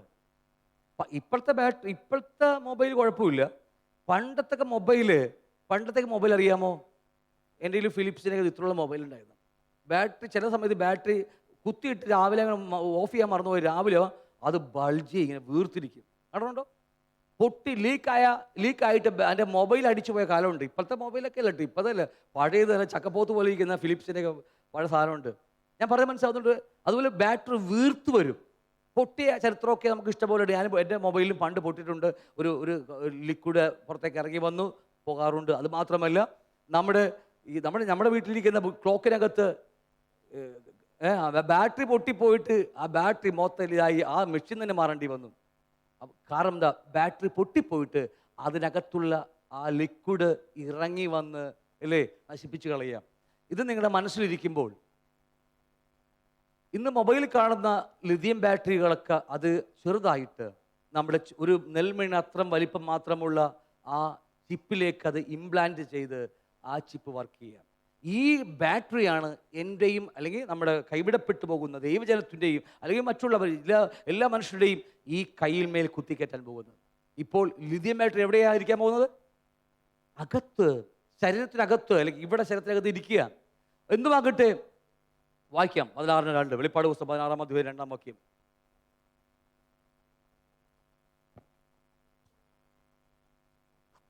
വെളിപ്പാട് പുസ്തകം 16-ാം വാക്യം പറയുന്നു, ഒന്നാമത്തവൻ പോയി തൻ്റെ കലശം ഭൂമിയിൽ ഒഴിച്ചു, തൻ്റെ മൃഗത്തിൻ്റെ മുദ്രയുള്ളവരും.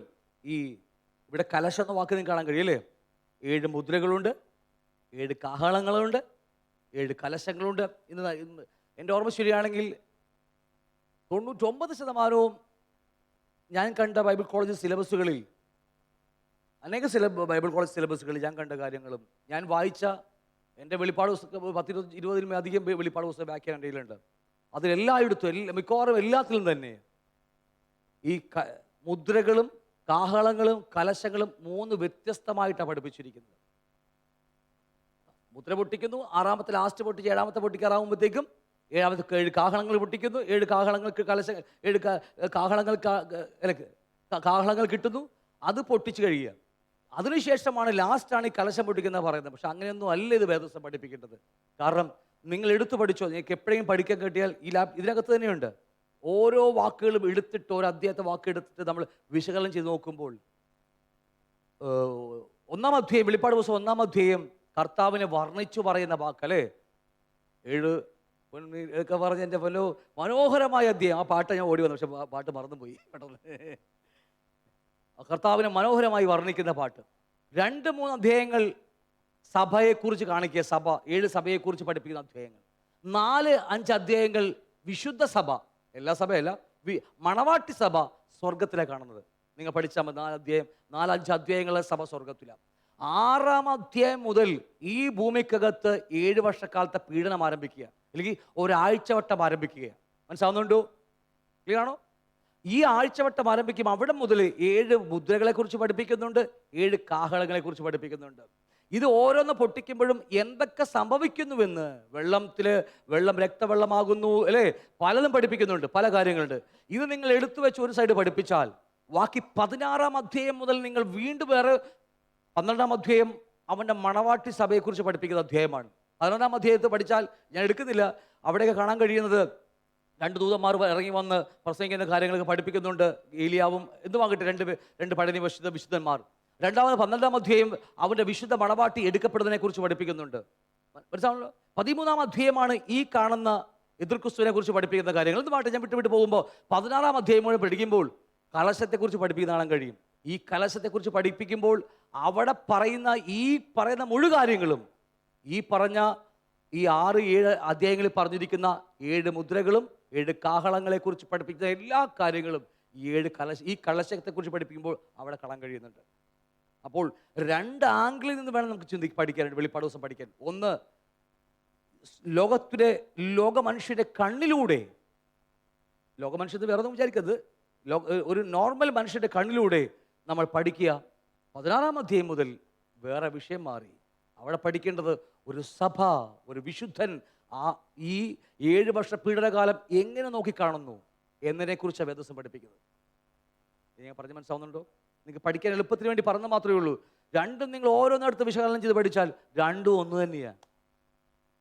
പക്ഷേ ഇന്ന് നല്ലൊരു ശതമാനം, 99% ആൾക്കാർ ഇത് ഒരുമിച്ചാണ് ഇത് 1, 2, 3 അങ്ങനെയല്ലത്. ഓക്കെ, എന്ത് പകരം വിടുകയാണ്. അങ്ങനെ 1-ാമത്തെ പോയി തന്റെ കലശം ഭൂമിയിൽ ഒഴിച്ചു. അപ്പോൾ മൃഗത്തിൻ്റെ മുദ്രയുള്ളവരും അതിൻ്റെ പ്രതിമയെ നമസ്കരിക്കുന്നവരുമായ മനുഷ്യർക്ക് വല്ലാത്ത ദുർവ്രണമുണ്ടായി. ഇല്ലേ? എന്താ? 1-ാമത്തവൻ പോയി. എപ്പോഴാണ് ഉണ്ടാകുന്നത്? 1-ാമത്തവൻ ഈ കലശം പൊട്ടിക്കാൻ പോവുകയാണ്. അല്ല, 1-ാമത്തെ കലശം വരുന്നത്. അപ്പോൾ ഇത് സംഭവിക്കാൻ പോകുന്നത് ഇപ്പോഴല്ല, ഇത് ആദ്യത്തെ 3.5 വർഷം കഴിഞ്ഞ് 2-ാമത്തെ 3.5 വർഷം സ്റ്റാർട്ട് ചെയ്യുമ്പോഴാണ്. എന്ന് പറഞ്ഞാൽ യഹോവയുടെ പ്രതികാല കാലം, ഇഷ്ടംപോലെ യാക്കോബിന്റെ കഷ്ടകാലം. ഇതൊക്കെ പറയാൻ ഒരുപാട് ഇതിന് ഈ ഓരോ വാക്കിന് അർത്ഥങ്ങളുണ്ട്, ഇല്ലേ? എന്തുമാകട്ടെ, ഇതുപോലത്തെ ഒരു വലിയ കാലം ആരംഭിക്കുമ്പോൾ അപ്പോൾ സഭയുടെ കണ്ണിൽ കൂടി നോക്കിയാൽ മാത്രമേ ഒരു വിശുദ്ധൻ ആഗോളമായി ദൈവരായത്തെക്കുറിച്ച് പഠിക്കുന്ന ഒരു വിശുദ്ധന് അവൻ്റെ കണ്ണിലൂടെ നോക്കിയാൽ ഇവിടെ മുതൽ നമുക്ക് വേറെ ആംഗിൾ കാണാൻ കഴിയും. എന്ന് പാടെ വിടുകയാണ്. അങ്ങനെ ഒരു കലശം ഭൂമിയിൽ ഒഴിച്ചു. അപ്പോൾ മൃഗത്തിന്റെ മുദ്രയേറ്റവർ. അപ്പോൾ ആദ്യത്തെ 3.5 വർഷക്കാലം എന്ത് സംഭവിച്ചു? ഏതോ മുദ്രയുടെ ഒന്നും മനസ്സിലായില്ല. ഞാൻ നിർത്തിപ്പോ വീട്ടിൽ പോണേ. കുഴപ്പമില്ല. പല ആവർത്തിച്ച് പറഞ്ഞ് വരുമ്പോൾ ആയിക്കോളൂ, നിങ്ങൾ പതിയെ ആയിക്കോളൂ, കുഴപ്പമില്ല. ഞാൻ എത്ര ഒരു 10,000 പ്രാവശ്യമാണ് ഞാൻ പറഞ്ഞത്, എനിക്ക് കുഴപ്പമില്ല. ഇനി ഫോണിൽ വിളിച്ചാൽ രാത്രി 2 മണിയാകുമ്പോൾ, ഒരു 1:30-2 മണിയാകുമ്പോൾ ഈ പുള്ളിക്കാരൻ വിളിക്കും. എന്ത് വാങ്ങട്ടെ, എത്ര വേണമെങ്കിലും നമുക്ക് പറയാം, നമുക്ക് പഠിക്കാം, ഒരു കുഴപ്പമൊന്നുമില്ല. ഞാൻ പറഞ്ഞ കാര്യങ്ങൾ ആദ്യത്തെ 3.5 വർഷക്കാലം ഉണ്ട്, രണ്ടാമത്തെ 3.5 വർഷക്കാലം, 2 സെക്ഷനായിട്ട് നടക്കുന്നത്.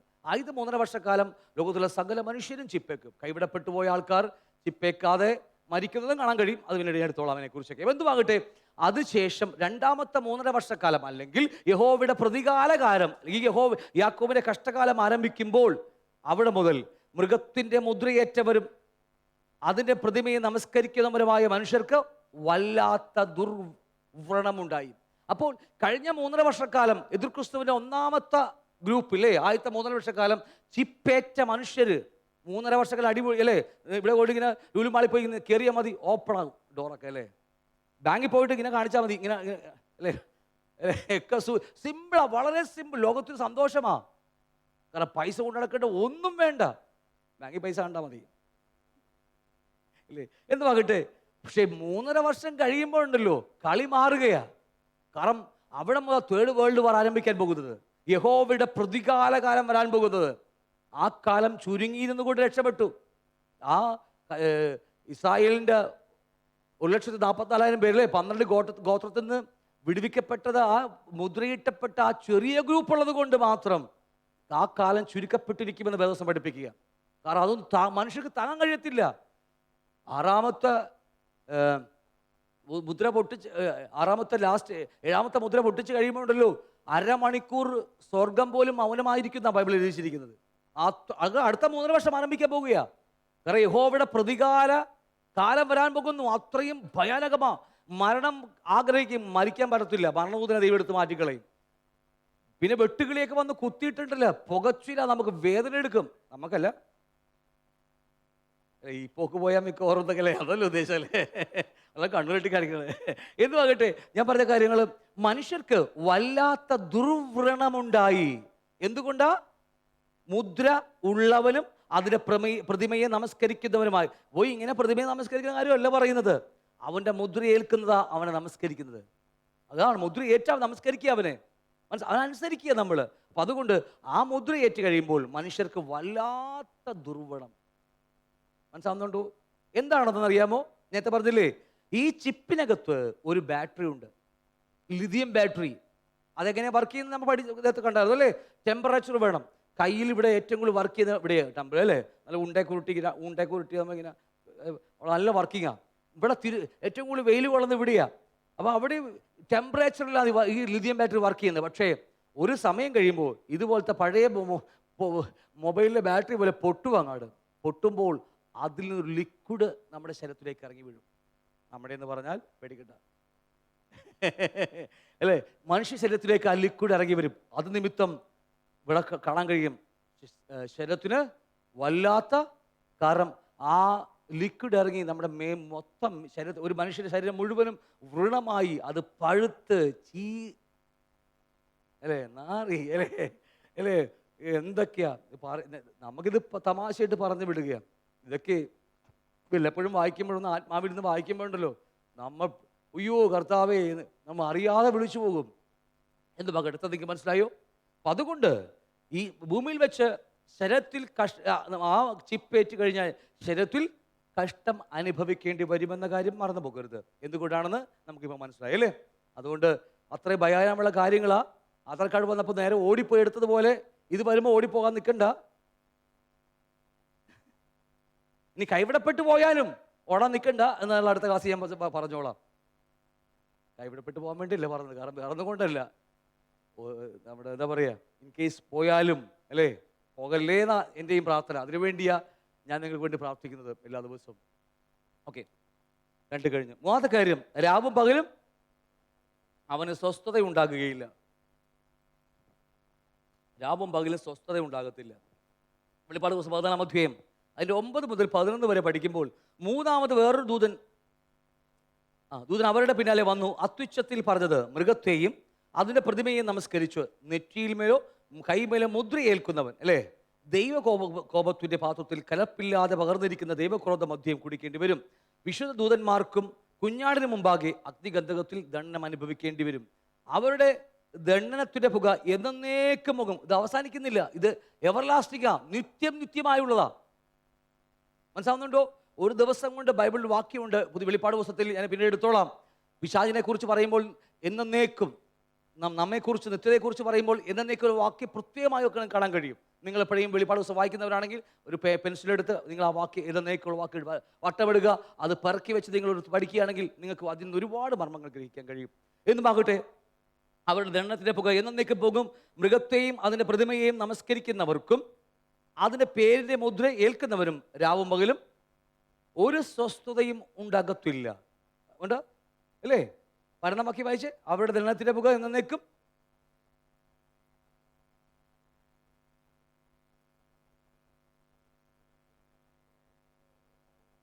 ഒരു സ്വസ്ഥതയും, അല്ലേ, മുദ്രയിൽ ഒരു സ്വസ്ഥത ഉണ്ടാകത്തില്ല. കാരണം നിങ്ങൾ അറിയണം, കാരണം ഈ മുദ്ര ഏറ്റാൽ ഇത് കൈവിടപ്പെട്ടു പോയവരാണെങ്കിലും, കാരണം മറ്റവർക്ക് സ്വസ്ഥത കുഴപ്പമില്ലല്ലോ. ജാതികളെ സംബന്ധിച്ചിടത്തോളം ഒരു പ്രശ്നമില്ല. അവർ ചിൽപ്പേക്കുന്നത് അവർക്ക് എന്താ കുഴപ്പം? സന്തോഷമേ ഉള്ളൂ. കാരണം നമ്മൾ ഇന്നത്തേക്കാൾ സ്കൂളിൽ സുഖമാണ്. കാരണം ഇന്ന് പേഴ്സ് പോക്കറ്റിലിട്ടാൽ കള്ളന്മാർ അടിച്ചിട്ട് പോകാനിടയുണ്ട്. മറ്റേത് പേഴ്സില്ലല്ലോ, നമുക്ക് കൈ കാണിച്ചാൽ മതി, നെറ്റി കാണിച്ചാൽ മതി. ഇത്രയും സുന്ദരമായ ഓണക്കാലം, മറ്റേത് മഹാബലി വല്ല പോലെയാണ്, നല്ല കാലം അല്ലേ, ഓണം വല്ല നല്ല കാലം വല്ല പോലെ അവർക്ക്. കാരണം വെച്ചാൽ ബാങ്കിൽ പൈസ മതി, ആര് കള്ളനും ഉണ്ടാകത്തില്ല, ഒന്നുമില്ല. കാരണം എങ്ങനെ അടിച്ചിട്ട് പോകും? പിന്നെ കള്ളന്മാരല്ലേ, അവന്മാരെ അടുത്തത് കണ്ടുപിടിക്കും. അല്ലേ, എന്തൊക്കെ സൂത്രങ്ങളെ കണ്ടുപിടിക്കാൻ വേണം ഇവന്മാർ. ഇവിടെ ഗവൺമെൻറ് കണ്ടുപിടിക്കുമ്പോൾ അതിനപ്പുറത്ത് കണ്ടുപിടിച്ചിരിക്കും അവന്മാർ. എന്തുവാകട്ടെ, ഞാൻ പറഞ്ഞ കാര്യങ്ങൾ. അപ്പോൾ പക്ഷേ സ്വസ്ഥത ഇല്ലാതിരിക്കുന്നത് വേറെ ആർക്കും അല്ല, കൈവിടപ്പെട്ടു പോയ വിശ്വാസികളുണ്ട്. അത് ഞാൻ അടുത്ത ക്ലാസ്സിൽ പറയാം, 1-2 അല്ല.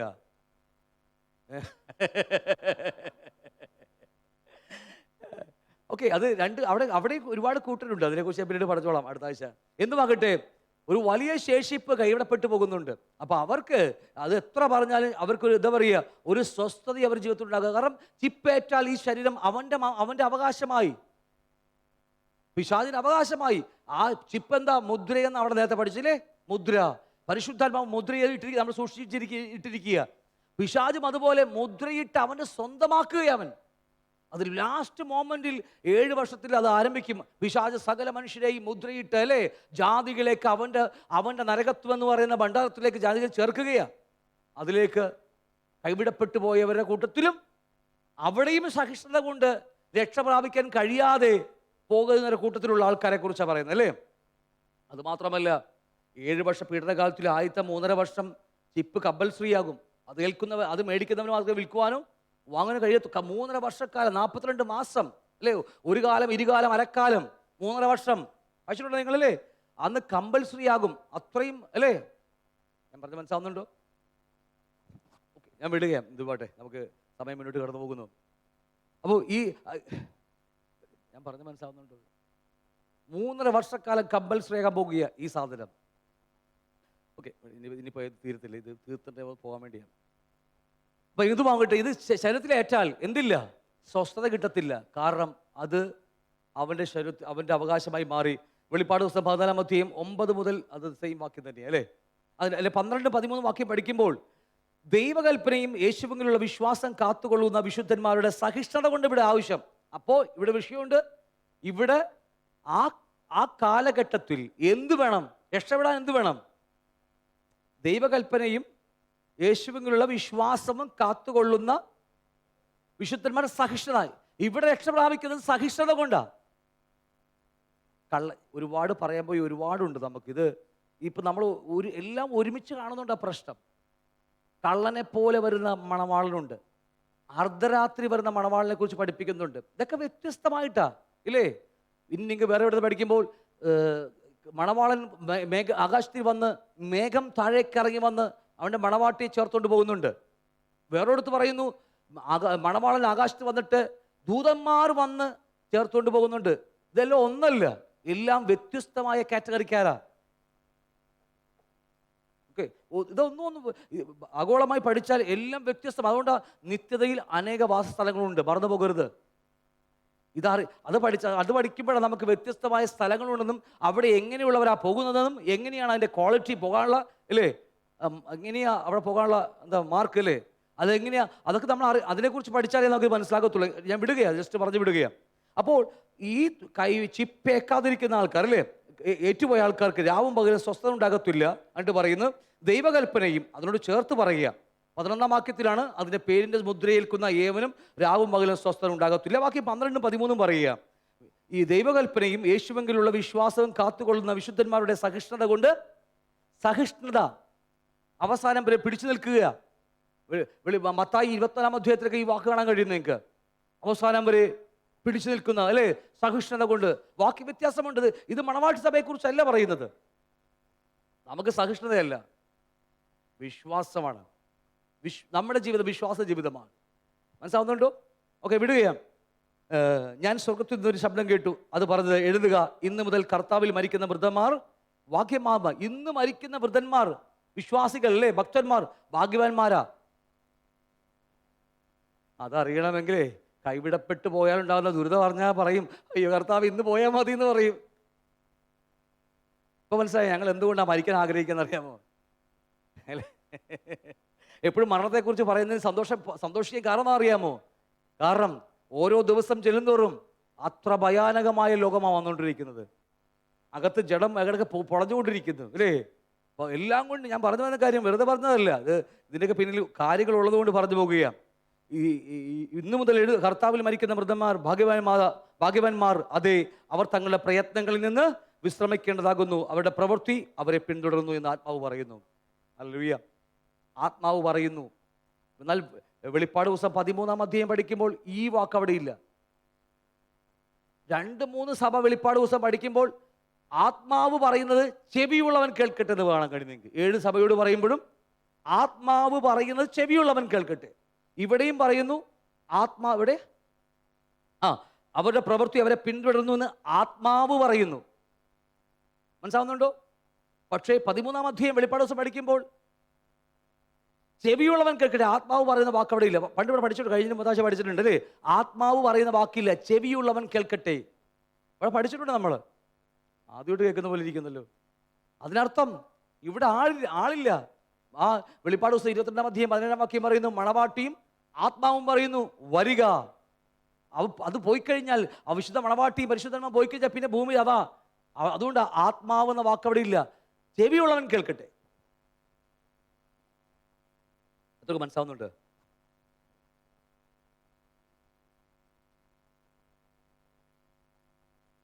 ഓക്കെ, വെളിപ്പാട് ദിവസം 13-10 വായിക്കുന്നു, അടിമയാക്കി കൊണ്ടുപോകുന്നവർ അടിമയായി പോകും, വാൾ കൊണ്ട് കൊല്ലുന്നവൻ വാളാൽ മരിക്കേണ്ടി വരും. ഇവിടെ വിശുദ്ധന്മാരുടെ സഹിഷ്ണുതയും വിശ്വാസം കൊണ്ട് ആവശ്യം. ഇതുപോലെ വാക്കുകൾ നിങ്ങൾക്ക് കാണാൻ കഴിയും. മത്തായി 24-ാം അധ്യായം 15-16 വാക്യങ്ങൾ വായിക്കുമ്പോൾ പാട്ട് പാടാനുണ്ടെങ്കിൽ കയറാം നിങ്ങൾക്ക് കേട്ടോ. മത്തായി 24-ാം അധ്യായം 15-16 വാക്യങ്ങൾ പഠിക്കുമ്പോൾ, എന്നാൽ ദാനിയേൽ പ്രവാചകൻ മുഖാന്തരം അരുളി ചെയ്തതുപോലെ ശൂന്യമാക്കുന്ന മ്ലേച്ഛത വിശുദ്ധ സ്ഥലത്തിൽ നിൽക്കുന്നത് നിങ്ങൾ കാണുമ്പോൾ വായിക്കുന്നവർ ചിന്തിച്ചോളട്ടെ, അന്ന് യഹൂദയിലുള്ളവർ മലയിലേക്ക് ഓടിപ്പോകട്ടെ. ആദ്യത്തെ 3.5 വർഷം, രണ്ടാമത്തെ 3.5 വർഷത്തിൽ നടുക്കിലാണ് അവൻ ആലയത്തിൽ കയറിയിരിക്കാൻ പോകുന്നത്. എന്തുമാകട്ടെ അത് പിന്നീട് പറയാം. മത്തായി 24-13 പറയുന്നു, എന്നാൽ അവസ്ഥത്തോളം സഹിച്ചു നിൽക്കുന്നവൻ രക്ഷിക്കപ്പെടും. അല്ലേ, ബാക്കി വ്യത്യാസം കണ്ടോ? സഹിച്ചു നിൽക്കുന്നവൻ രക്ഷിക്കപ്പെടും. നമുക്കതല്ല, നമ്മുടെ വിശ്വാസ ജീവിതമാ ആണോ? ഇന്ന് സഹിച്ചു നിൽക്കേണ്ടത് നമുക്കറിയാം. വീട്ടിൽ ചെല്ലുമ്പോൾ അല്ലേ, എന്താ ഒന്നും മിണ്ടണില്ലല്ലോ. ഇന്ന് വീട്ടിൽ ചെല്ലുമ്പോൾ അറിയാം സഹിച്ചു നിൽക്കുന്ന കാര്യമൊക്കെ അല്ലേ. അപ്പൊ എന്തോ ആകട്ടെ, ആ സഹനത്തിന്റെ കാര്യമല്ല ഈ സഹനം. ഇത് ചിപ്പോടുള്ള ബന്ധത്തിൽ എതിർക്രിസ്തുവിന്റെ വാഴ്ചയുള്ള ബന്ധത്തിൽ അവൻ നമസ്കരിക്കാൻ പറയുമ്പോഴുള്ള സഹിഷ്ണുതയാണ്. ഇന്ന് നമ്മുടെ സഹിഷ്ണുത വേറെതാ, അത് കയ്യിൽ പോയിട്ടുണ്ടായ സഹിഷ്ണുതയാ അല്ലേ. എന്തുമാകട്ടെ അവസാനത്തോടെ സഹിച്ചു നിൽക്കുന്നവൻ രക്ഷിക്കപ്പെടും. എന്തുമാണെങ്കിലും ഇതെല്ലാം രണ്ടാമത്തെ അല്ലെങ്കിൽ പീഡനകാലത്തിൽ അല്ലെങ്കിൽ എന്താ പറയുക എതിർ ക്രിസ്തുവിന്റെ വാഴ്ചയുടെ കാലബന്ധത്തിൽ പഠിപ്പിക്കുന്ന കാര്യങ്ങളാണ്. ഇതെന്ത് ഞാൻ പറഞ്ഞ് അവസാനിപ്പിക്കുക. ഈ 3 കാര്യങ്ങൾ എന്തൊക്കെയാ? ഒന്ന്, നരകത്തിൽ മുദ്രയേറ്റാൽ എന്ത് സംഭവിക്കും? അവർക്ക് നരകത്തിൽ അഗ്നിഗന്ധകത്തിൽ ദണ്ഡനം അനുഭവിക്കേണ്ടി വരും. 2, ഭൂമിയിൽ വെച്ച് ശരീരത്തിൽ കഷ്ടം അനുഭവിക്കേണ്ടി വരും.